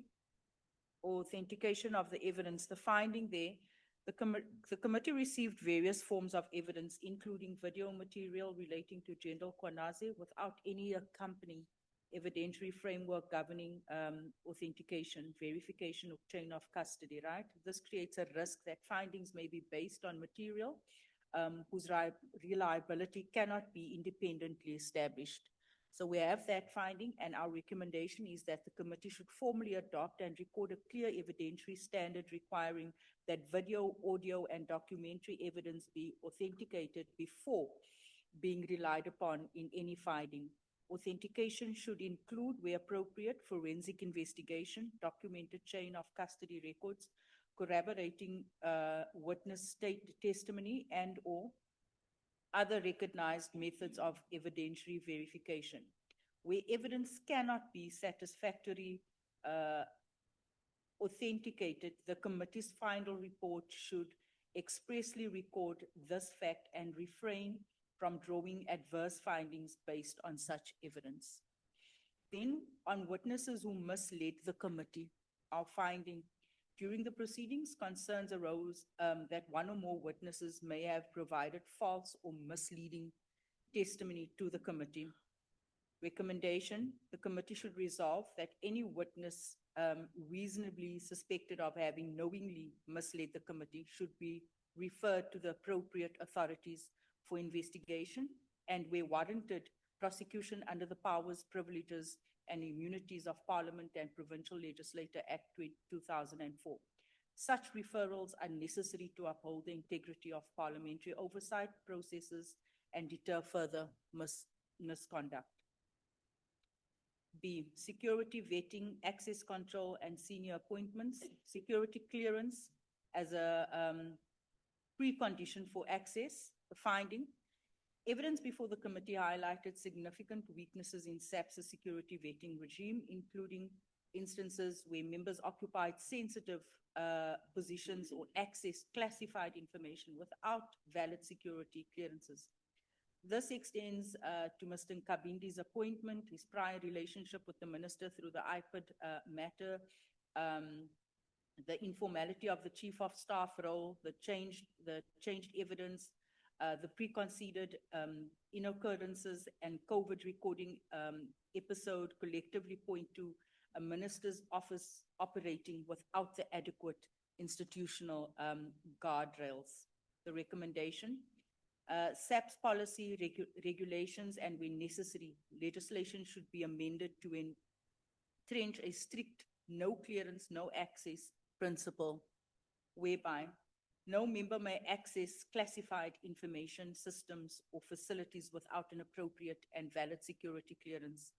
Security clearances must be periodically renewed and reviewed, and access privileges must automatically lapse upon the expiry, suspension, or downgrading of a member's security clearance.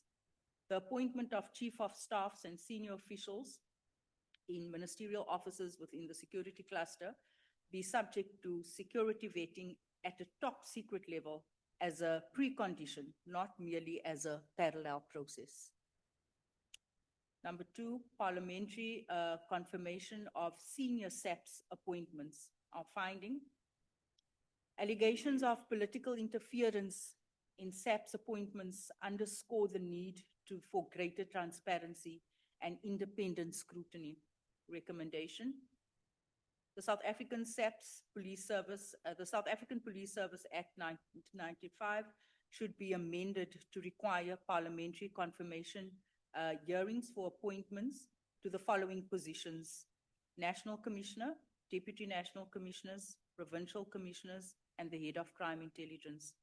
Such confirmation processes should include public hearings and parliamentary approval before appointments are finalized. Part C, depoliticizing SAPS and clarifying operational independence. Clarifying the relationship between the minister and the national commissioner. Finding, evidence and expert submissions before the committee highlighted ongoing uncertainty regarding the constitutional relationship between the Minister of Police and the National Commissioner. While Section 207 of the Constitution provides that the National Commissioner manages and controls the police service in accordance with the national policing policy and the ministerial direction, legislation does not adequately define the scope or the limits of such ministerial authority. This creates a significant risk, like we've seen, of political interference in operational policing. Recommendation: Parliament should initiate a comprehensive review of the SAPS Act to provide legislative content to Section 207, Section 2 of the Constitution, a legislative definition distinguishing policy directive, in brackets, lawful ministerial function from operational directives, functions exclusive to the National Commissioner. All ministerial directions to the National Commissioner must be issued in writing and accompanied by reasons. Such directions must be preceded by consultation with the National Commissioner. All directions must be tabled before Parliament for oversight purpose, and legislation should identify a minimum category of operational matters in respect of which ministerial direction is prohibited. These prohibited areas should include decisions relating to individual investigations, decisions relating to specific criminal cases, operational deployments, appointments, promotions, transfers, and removal of individual officers, and decisions concerning specialized investigative units, including units analogues to the former political killings task team. Can I continue, Chair? Yes. Almost done.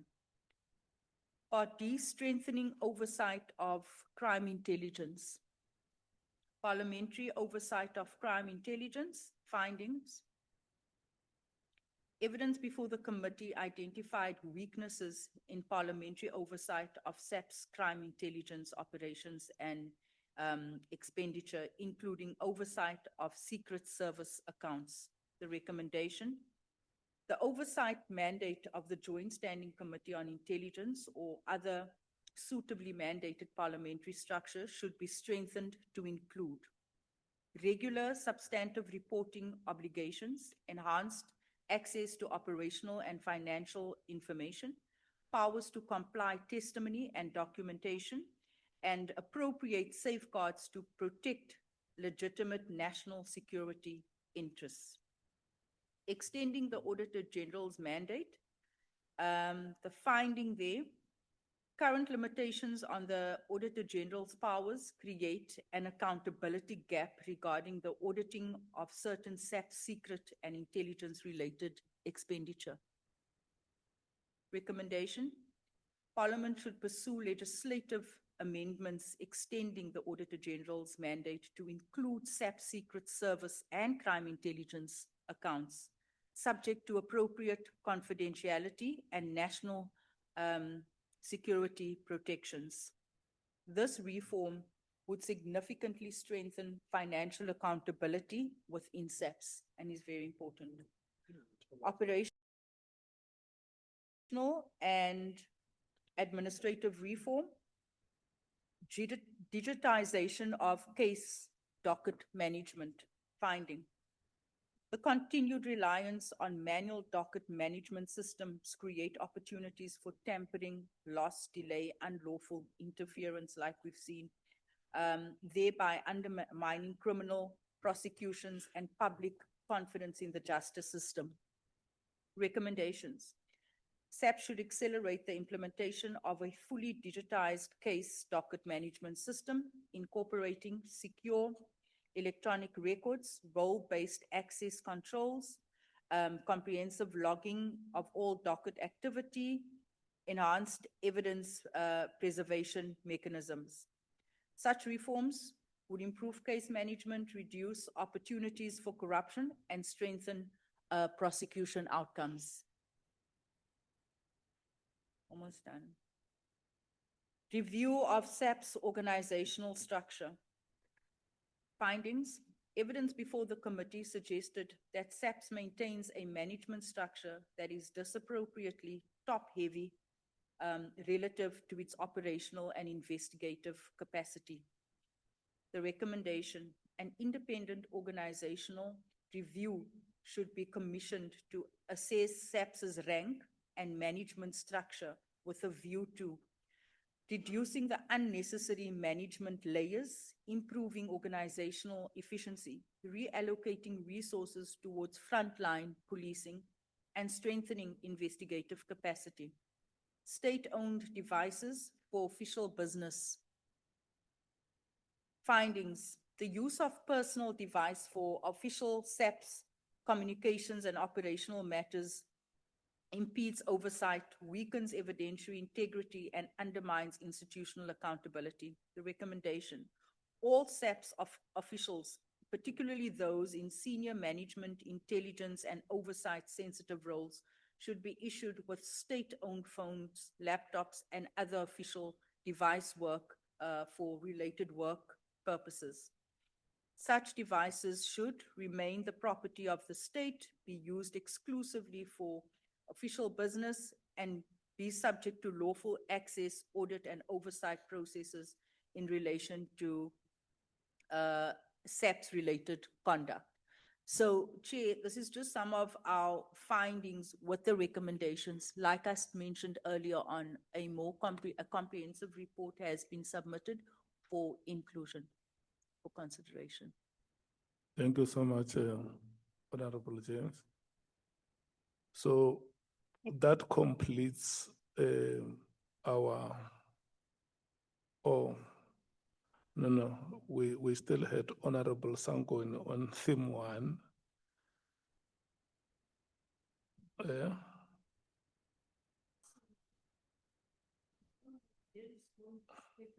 No, she has spoken to all the things. You want to do it like her.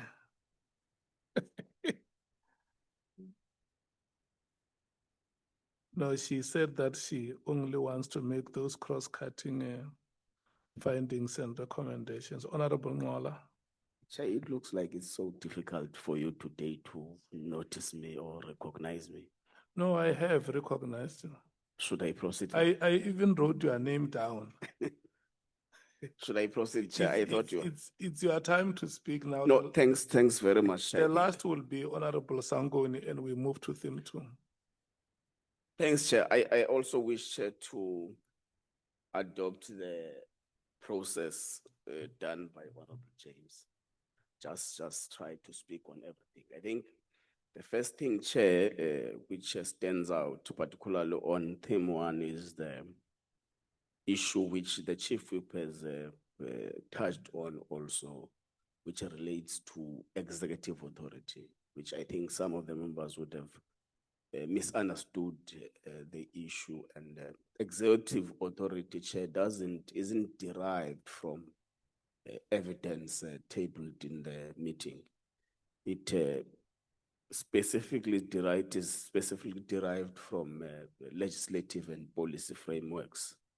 So I also agree, Chair, with the Chief Whip when he speaks about what the minister would have misconstrued as his powers and what was within his power to attend to anything. Let me not expand, Chair. The Chief Whip has covered on that part. I want also, Chair, to cover to just one aspect in relation to theme 6, the interagency coordination. I think, Chair, it is common cause that there is a need for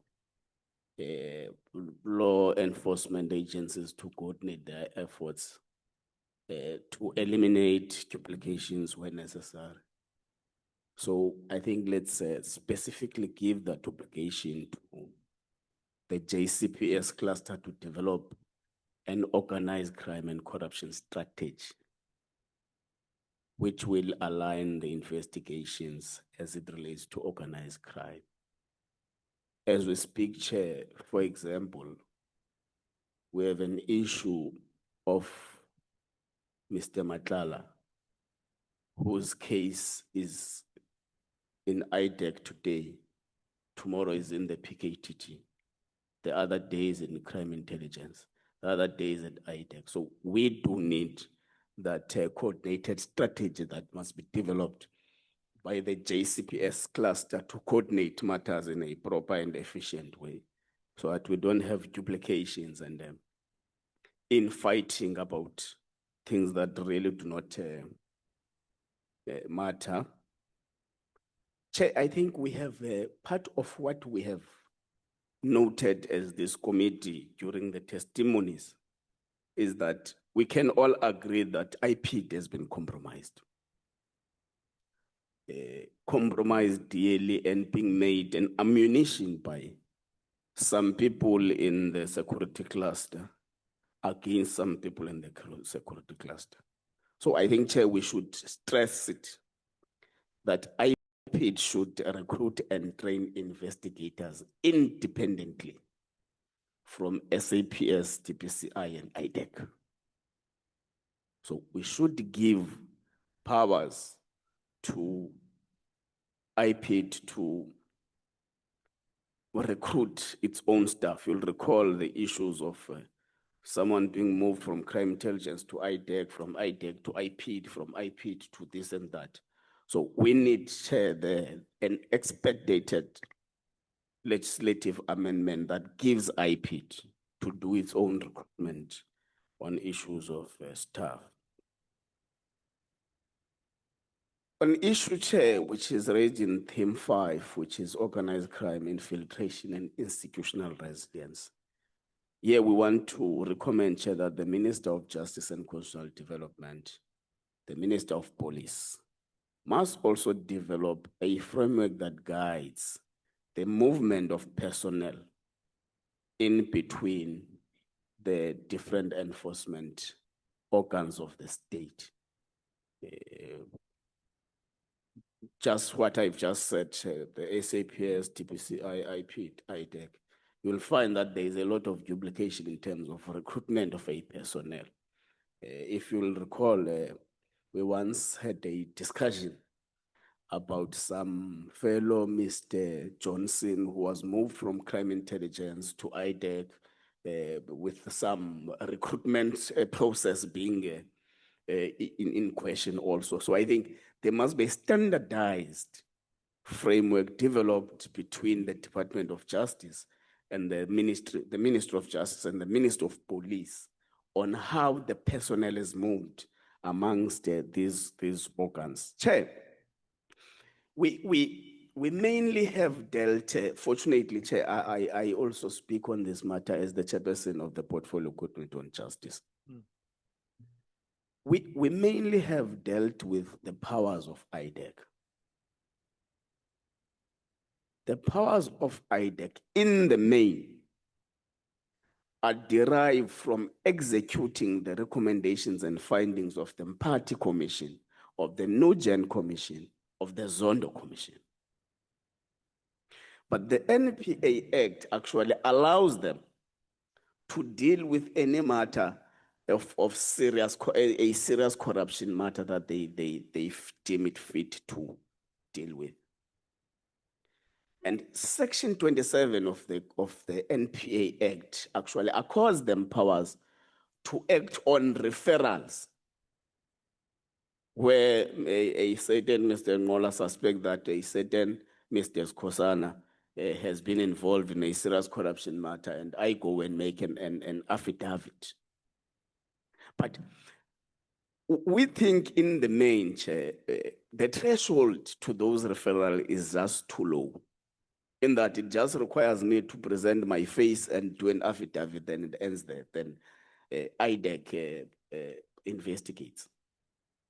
So our thinking, Chair, around this aspect is that the Portfolio Committee on Justice should look at amending the NPA Act, in particular, Section 27 that gives powers to IDEC to act on referrals. was the allegation at the face of our people is that IDEC, through that section 27, is now being weaponized as an agency that fights individual battles instead of fighting corruption, the same issue that it has been established to do. You know what's worse, Chair, is that with the 3 commissions, from the official establishment of the changing of IDEC from ID to IDEC in 2024, they have only finalized 9 matters out of hundreds. Because they are small resource, they even directed to some other things that they've got nothing to do with the findings of these 3 commissions. So we move, Chair, here by recommending to the House that let Section 27 of the NPA Act that deals with IDEC referrals be dealt with. Chair, I think let's say it here in this meeting that what Mr. Adams alleges to be a receipt of an intelligence information from a particular door doesn't really make any sense. And we think that how even it was accused arrogantly in this committee feeds to the same narrative that Mr. Adam would have been used also to enter the battle that has nothing to do with him and his parliamentary obligations. But I was saying, Chair, was what is our worry mostly here is that there is intelligence information that is going around exchanging hands. If an intelligence information can be found under a door of a person, it means there is intelligence information that is going around changing hands, which is very dangerous for the sustainability of the security of the country. So we want to recommend, Chair, here that the crime intelligence must actually investigate this matter further. And also want to give an obligation to the, I'm so hurt, oh yes, Mr. Cameron is here. Want to also say, Chair, as coining this recommendation, the portfolio committee on police must have regular oversight follow-ups on this matter. Because our belief, Chair, is that the work of the ad hoc committee in relation to the matter at hand ends, but the work of Parliament in relation to the matter doesn't end. So the portfolio committee of both police and justice must also follow up on the matter. Chair, there is also a very uncertain issue relating to the evidence of Ms. Kola Barnard, which in our view that from being a member of the Joint Standing Committee on Intelligence and for being a member of Parliament in general, having taken an oath, at least she should have better understood on how to handle some of the information that comes to her disposal. Most particularly the issues relating to intelligence information, whether classified or not classified, what kind of classification is it? Our understanding is that Ms. Kola Barnard was in a better position, having served in the Joint Standing Committee on Intelligence. I'm being sabotaged now.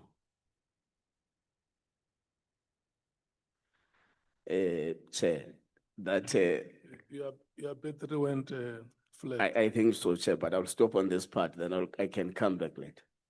Then I can come back later. O- maybe. on which theme? So on- I'm saying On which theme were you? we're on the last one. But, so we're saying here, Chair, in respect to the conduct of Honorable Kola Barnard should further be referred to the Ethics Committee to further run an investigation on and make a determination of what Parliament needs to do in respect of that. And Chair, we're doing this in our understanding, not only for this ad hoc committee, but even for ad hoc committees to come. So what is your, what did you recommend on the assessment of Honorable Adams? We recommended, Chair, that let the crime intelligence investigate further on what would have happened in respect of the document that was said to be an intelligence document, and the portfolio committee on police must regularly follow up on Yeah. on What is the reason for exempting him from the Ethics Committee of Parliament? we can also chair add and say we can add him that the Ethics Committee of Parliament must also Yeah, because follow you, up on. if you recommend one and you leave the other, all of them are members of Parliament, and the Ethics Committee regulates the conduct of. Yeah. I mean, if that recommendation is accepted, just for completeness sake. Thank you, Chair. Yes, we fully agree. And Chair, we also want to recommend that also Ms. Mashale must be investigated for her conduct in disseminating the intelligence information. You'll recall, Chair, that she also said that she exchanged information with Mr. Adams, and some of which was even posted on some portions of it was even posted on social media platforms. Chair, I think we part of what becomes our observation is that we have got a serious vetting problem within crime intelligence. Because you find that crime intelligence vets itself. It's more like, Chair, we come, we vet ourselves. So it becomes easy for those who want to deal with a certain Mr. Nduli to deal with him in respect of the vetting outcomes. So we recommend, Chair, that crime intelligence must have an agency for vetting, both crime intelligence and SSA. There must be an establishment of an agency that deals with the vetting. You'll recall, Chair, that here we even got allegations of people having been employed within crime intelligence whilst having criminal records. So there are a lot of things that are said. So to curtail that, we recommend that there must be an agency established to deal with such kind of vetting. I think, Chair, the issue of the spending, I think Honorable James touched on issues relating to the Auditor General and all that. I think we also, Chair, would wish that let there be an audit on the spending of crime intelligence. You'll recall, Chair, that we have had numerous testimonies that alleging that there's a misuse of the secret fund account within crime intelligence. The bills have been escalating. We even went to an extent of calling the CFO. You want to introduce auditing or accountability mechanism? Accountability Okay. mechanisms, Chair. Let me try to move fast, Chair. The issue, Chair, of employment conditions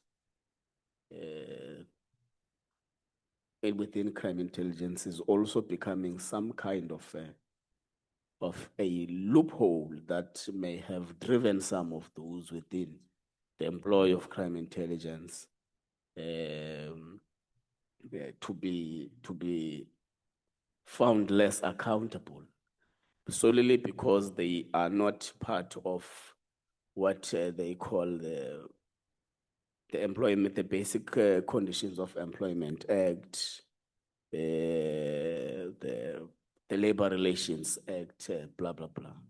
So we propose, Chair, that even in crime intelligence, the personnel, the human resource of crime intelligence and SSA and defense intelligence must also be subjected to the Conditions of Employment Act and the Labor Relations Act. Chair, there's an issue about the missed document, which doesn't really give authority to anyone where an intelligence information gets stored. Who is the custodian of the intelligence information? So it becomes a bit tricky because it gives whoever has it as a custodian. If it's in Parliament, then the Parliament presiding officers are custodians and all that. So we call upon the ministers responsible for this kind of information to rework the minister. Back then it used to be State Security Minister. It looks like we no longer have now, it resides within the office of the president, but the executive authority responsible for this kind to rework and amend the MIS document to explicitly give an authority to a particular agency on the custodianship of intelligence information, so that there is proper accountability. If there is a leak, if the intelligence information is exchanging hands unlawfully, there must be someone who is responsible for that. There's an issue, Chair, of the state the information, what is that? Protection of Information Bill, which I think also needs to be expedited. So we are saying the recommendation, Parliament must expedite that, the processing of that bill. It's already within Parliament. Chair, I think, Chair, for now, let me pause there. Thank you very much. Okay. On the custodianship of classified information, what do you say on the nature of information that may be classified? Can I classify a corrupt information?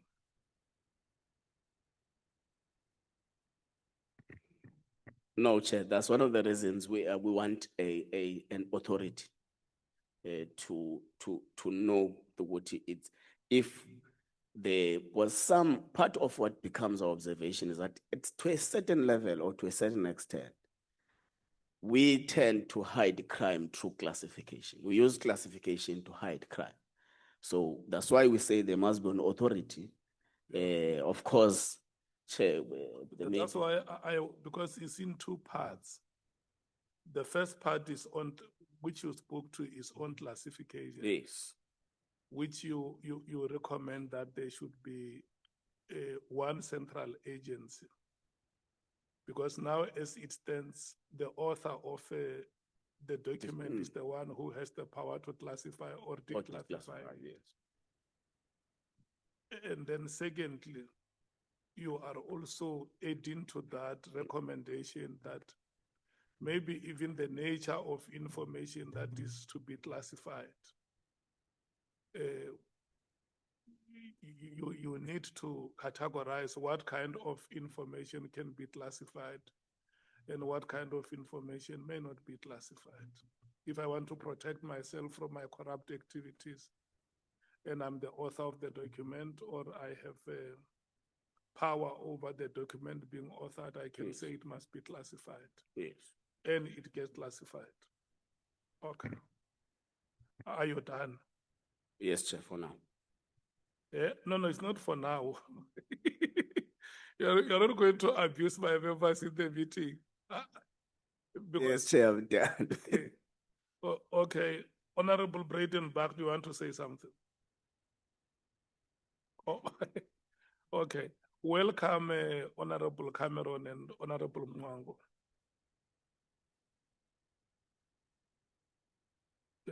Can you just make sure that they have the relevant documents, Honorable Mwango and Honorable Cameron? Okay, Honorable Sangoni, you were the last on theme 1. Thank you very much, Chairperson. The truly superior content of Honorable Nduli and Honorable Ngola has covered me. I just want to make just one addition, I think, to the issues that Honorable Ngola was dealing with around the IGI. And we are obviously concerned about the conduct of the IGI when he had been requested by the minister to profile Ms. Machel. And we think that there should be an investigation by the relevant intelligence authorities into that. And then on the matter of the Border Management Agency that Honorable Nduli had raised, we also wanted to propose, in line with the report, a referral to the portfolio committees on Home Affairs and Police, but also the vetting of personnel at the BMA. I think at the center of the dispute that arose between General Musigiri, I think, and the minister was the implementation and interpretation of a section of the BMA, which specifically says that, and I just want to refer to it now, Section 4.2 of the BMA Act, which provides that border law enforcement functions within the border law enforcement area and at ports of entry must be performed exclusively by officers of the authority. So we support the referral of that to the portfolio committees on police and home affairs, but that the SAPS must also ensure that all members who are deployed to these ports are vetted as a matter of agency, and lifestyle audits when necessary should be conducted. Thank you, Chair. Thank you so much. And I'm going to request to members that where we propose that matters or recommend that matters must be referred to respective law enforcement agencies. We may also need to come with time frames on the regularity of reporting before Parliament, so that you don't have an ad hoc committee this year and 15 years later, the recommendations remain unimplemented. It's something that Van Zyl goes, we may have to look into on the time frames on our recommendations so that we become action orientated. Can we move to theme 2?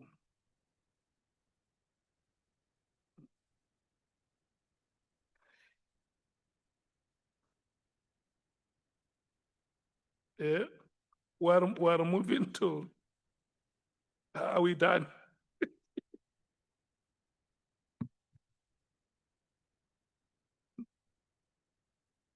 Theme 2, honorable members, is on operational effectiveness, task team governance, and case management. There are some of the recommendations that have been made by Honorable James and Honorable Ngola, which pertain to this theme that we are dealing with. Can I check those who want to speak to theme 2?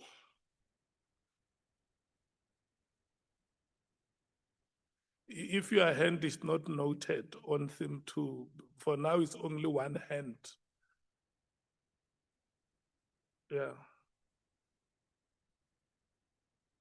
So for now, Chair, we are taking themes, not the, No. I said I'm going to exercise the degree of flexibility. okay? I know that you yourself and Honorable Mathis, you want to make cross-cutting submissions. Yes. But if you checked, I took Honorable James and I took Yes. Honorable Ngola. They are gone. So they're not going to speak for the whole duration of these deliberations because they have now been given a chance Okay. to make their own submissions. And as well, are we allowed to send it to the Secretariat? Because if I have Yeah. to do the whole thing, Chair, it's going to take long. Yeah, what I'm doing, I'm exercising a degree of flexibility.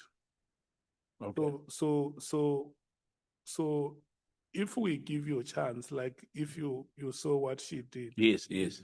she said, I'm not going to read everything because I've already made a submission, but I have points that I want to emphasize in this meeting.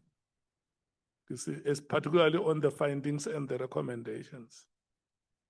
So at the time we note you, we may want to check. In fact, the most efficient way will be to check with you how much time you may need so that we don't allocate your time and you speak for the next 2 hours. Yeah. Okay. Honorable Souls on theme 2. Are you ready? Yeah.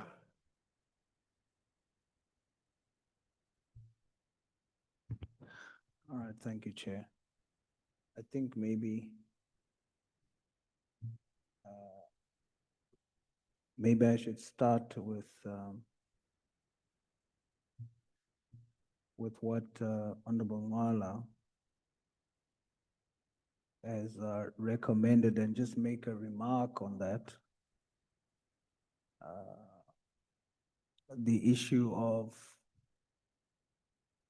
us recommending that Honorable Adams must go to the Ethics Committee. And also that Ms. Mashale, we must recommend that she should be investigated. I want to state for the record that it is those two people, amongst others, that brought a balanced view to this committee with issues of that could be substantiated. We cannot stop any investigation, criminal investigation or whatever, against Honorable Adams outside of this committee. But for this committee now to, by implication, treat him as someone whom we have concluded has done something wrong or hasn't assisted the committee, I disagree with that. Order, Chair. Okay. Sorry, Honorable Souls. No, before you speak. Honorable Cameron and Honorable Mwango. Theme 2 is from page 278 to 298 of the draft preliminary report. Okay, Honorable Mathis, can we hear the point of order? Chair, we've just resolved that we are going to give our inputs on findings, recommendations, and on the themes. And we'll note where we don't agree, and then we will set time aside to have discussions and deliberate on the points where we do not agree, Honorable Souls. So I think we must move in that direction. Otherwise, we're going to go back and forth. And it was something that we had agreed to as the committee chair, that we deal with the points of contestation amongst us at a different time. And right now, we are just providing our inputs on what we can capture. Thank you, Chair. Point sustained. Chair, I am making a remark for noting, not discussing.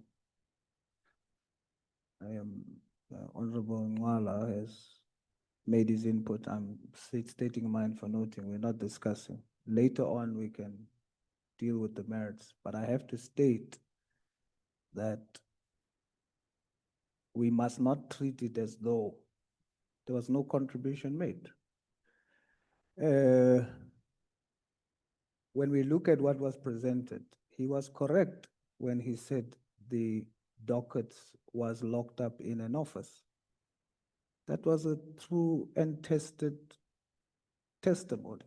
Now to treat it as if it's unethical and so on, it's something up for debate.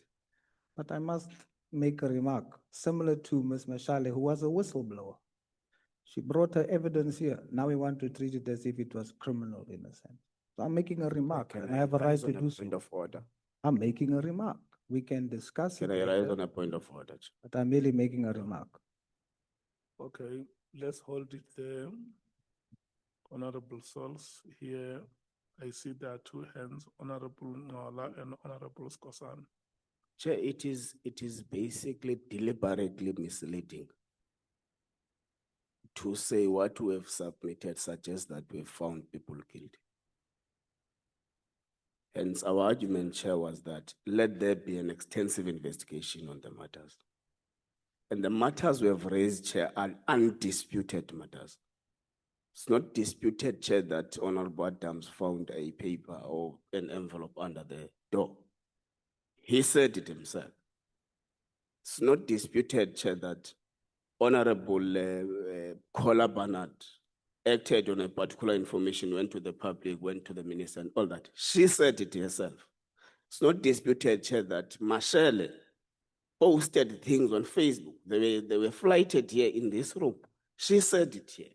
So if we recommend a further investigation, we don't say anyone is guilty. We don't say anyone we have got overwhelming evidence against. Hence, we're saying an extensive investigation must be conducted. So I agree with Honorable Mateus. We're going to have a problem, Chair, here, if people do not make their submissions, and then we come down and say, on point A and B, this is where we disagree. Then we'll have an issue, because the more we want to entertain other people's submissions instead of advancing our own submission, is going to cause us to go back and forth. So from where I'm seated, Chair, Honorable Souls out of order on two aspects. One, misquoting what we have submitted. Two, continuing with what we have said is going to have to be given time to be dealt with. Thank you. Honorable Skosan. I think Honorable Ngola said mouthful, because I just wanted to say that otherwise we're not going to go anywhere. I'm going to make a submission, somebody's going to raise his hand, and you know, we'll go, we won't fit in a chair. And I think Honorable Ngola has summed it up. Thank you, Chair. Honorable Souls, the point of order is sustained. Chair, is that not considered input on the matter? Are you saying that the point of order is that I must raise what I'm raising in a later part of the meeting? Or are you saying it must not be raised? No, the point of order is that you do not respond to what other members have said. Make your own submissions. Yes, that's part of my submissions, but I'm saying, are you saying that I should raise what I'm raising, not now, later? I just want to understand the point of order. No, we are now on theme 2. Yes, I'm going to address. So any matter that is falling between pages 278 and 298. Make those submissions. Yes. I will do so. I must understand, will I be able to raise what I'm raising later? Is what I'm asking. Chair. Even now, if you want to raise any matter that falls within the theme, raise. Our format is that we've agreed on themes. Yeah. Honorable Nwala has done the whole thing, his whole thing. Yeah, So in other words, myself and Honorable Sangoni, for example, is doing theme by theme. So That- if I need to understand, because he raised everything, that's what we said that should I wait till later to deal with that elements, or should I totally leave it? you know, when I checked with members who want to do cross-cutting presentations or submissions, it was very few. You were not one of those who wanted to make cross-cutting submissions. And that's why we said we will exercise a degree of flexibility. We will take those who want to take the report theme by theme. And if there are those who also want to speak at once, we will accommodate. You can indicate to me and say, no, I want to speak now and on everything. I don't have a problem. No. I will allow you. No, Chair, I'm okay with theme by theme, but you yeah, must guide me in terms of if Yeah. I hear something, like from those who doesn't present theme by theme, Yeah, do I wait until later? yes. All right, so I Yes. can address what I'm addressing later, all right. Yeah, so you have decided to take the report theme by theme. Yes, Yeah, so we are now on 278 to 298. yes, so Yeah. I will deal And now. don't be intimidated. Just get to your Ekbaizan is, I'm yeah, never Muni intimidated. Baisan. Ekbaizan, wait. Yeah. So on page 284, 13.4.9, A, cost, sustainability, and the institutionalization. Lieutenant General Dempani's evidence provided an important and substantially documented financial perspective. The expenditure recorded against the PKTT project code amounted to approximately 434 million from inception to 30 September. The principal cost drivers were overtime and travel subsistence, including accommodation, meals, etc. The amount was substantial in absolute terms, but was incurred over then 6 years. The comparison with selected SEP's intervention did not show, this is where I want to zoom into, Chair. The comparison with the selected SEP's interventions did not show the PKTT to be an obvious expenditure outlier. Now, the evidence that Lieutenant General Dempani produced showed the opposite of that statement. It actually showed that the PKTT was an expenditure outlier.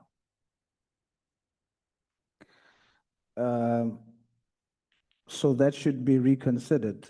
She, on page 18 of what she presented to us, table B, she gave to us to show that the expenditure over the years, when you exclude the CARA funding, which she testified is not part of the SEP's funding or budget, it's separate. So you can't include that when you measure whether or not PKTT was a financial outlier or not. So when you exclude CARA, which was 1.1 billion, and you exclude the 2021 unrests, which in the financial year 2025, 2026 was 0, so you can't consider that either in determining whether PKTT was an expenditure outlier. So when removing those two, and then comparing the PKTT with Thunder in Cape Town, with the March shutdown and the Amanguzi cross-border KZN, it then becomes clear that PKTT, in comparison, was the expenditure outlier. It's there, but the report says something else.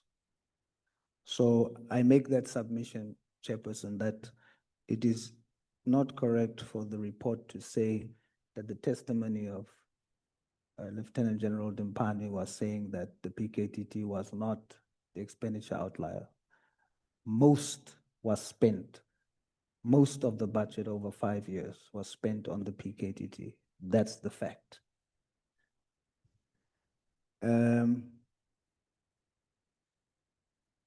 Then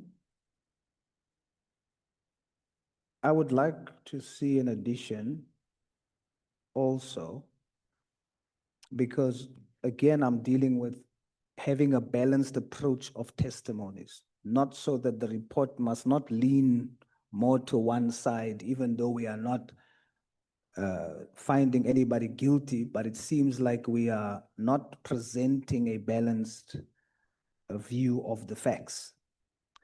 So what Section 13 does is it isolates the accounting officer's compliance concerns, which is General Ndimpani, about the PFMA irregularities from the field operational continuity. By treating these as competing personal testimonies rather than systematic failure of task team governance, the report fails to explain why the unit was allowed to operate in an administrative vacuum, because that's what we need to zoom into. It's not who's right or wrong, it's about the systematic breakdown administratively in our SEPs. Then, of course, the operational stagnation section, the section also focuses strongly on the word immediately, without evaluating how a sudden unconsulted directive paralysis or operational effectiveness on the ground, how that was impacted, creating confusion between provincial commands and national directives.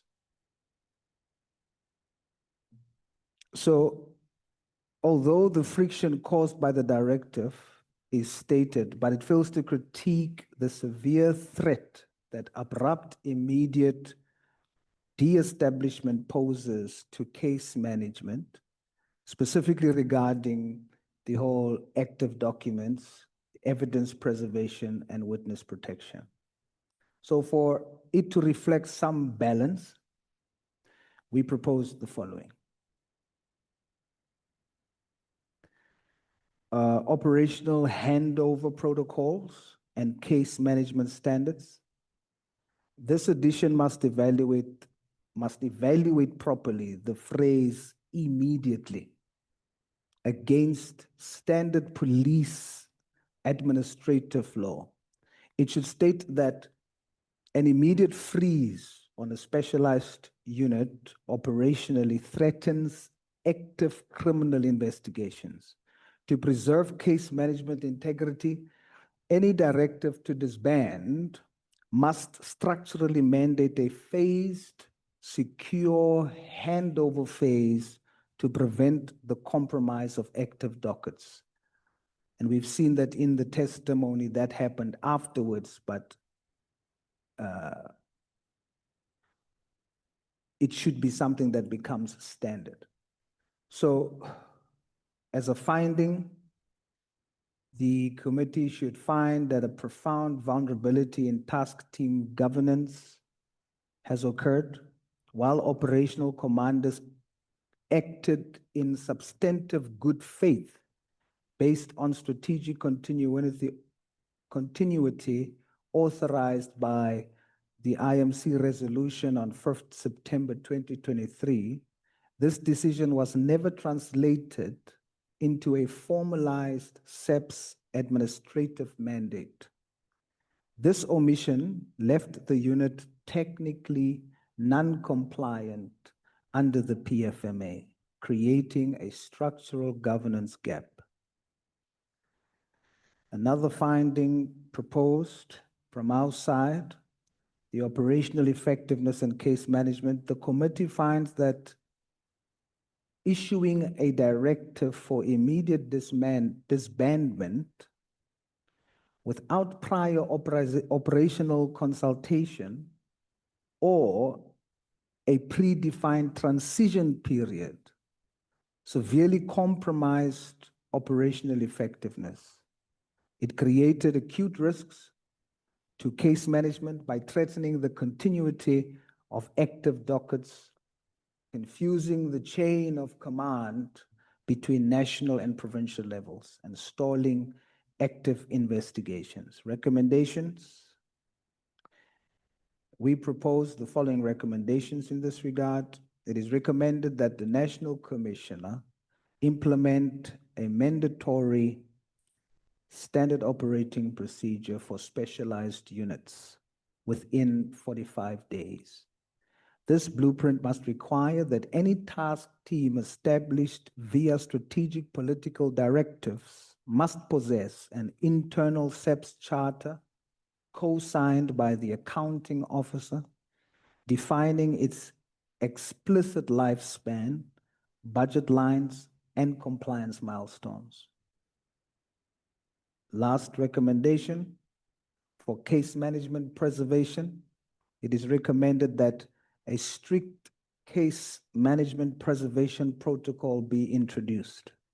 No executive or administrative directive to dissolve an active investigative unit may take effect instantly. A mandatory 30-day operational winding down phase must be legally enforced to audit, secure, and digitally log the transfer of all active dockets to regional or local command structures. That's it for theme 2, Chairperson. Thank you. Brilliant. Thank you so much. Can I check if we still have more speakers on theme 2? Going, gone. Is 2. Is Honorable Matthys and Honorable Sangun who are breaking for lunch now. And then we will come back at 2:10.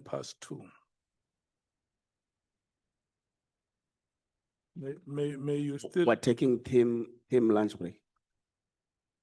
No, we're now breaking. When we come back, it's only 2 last speakers on theme 2.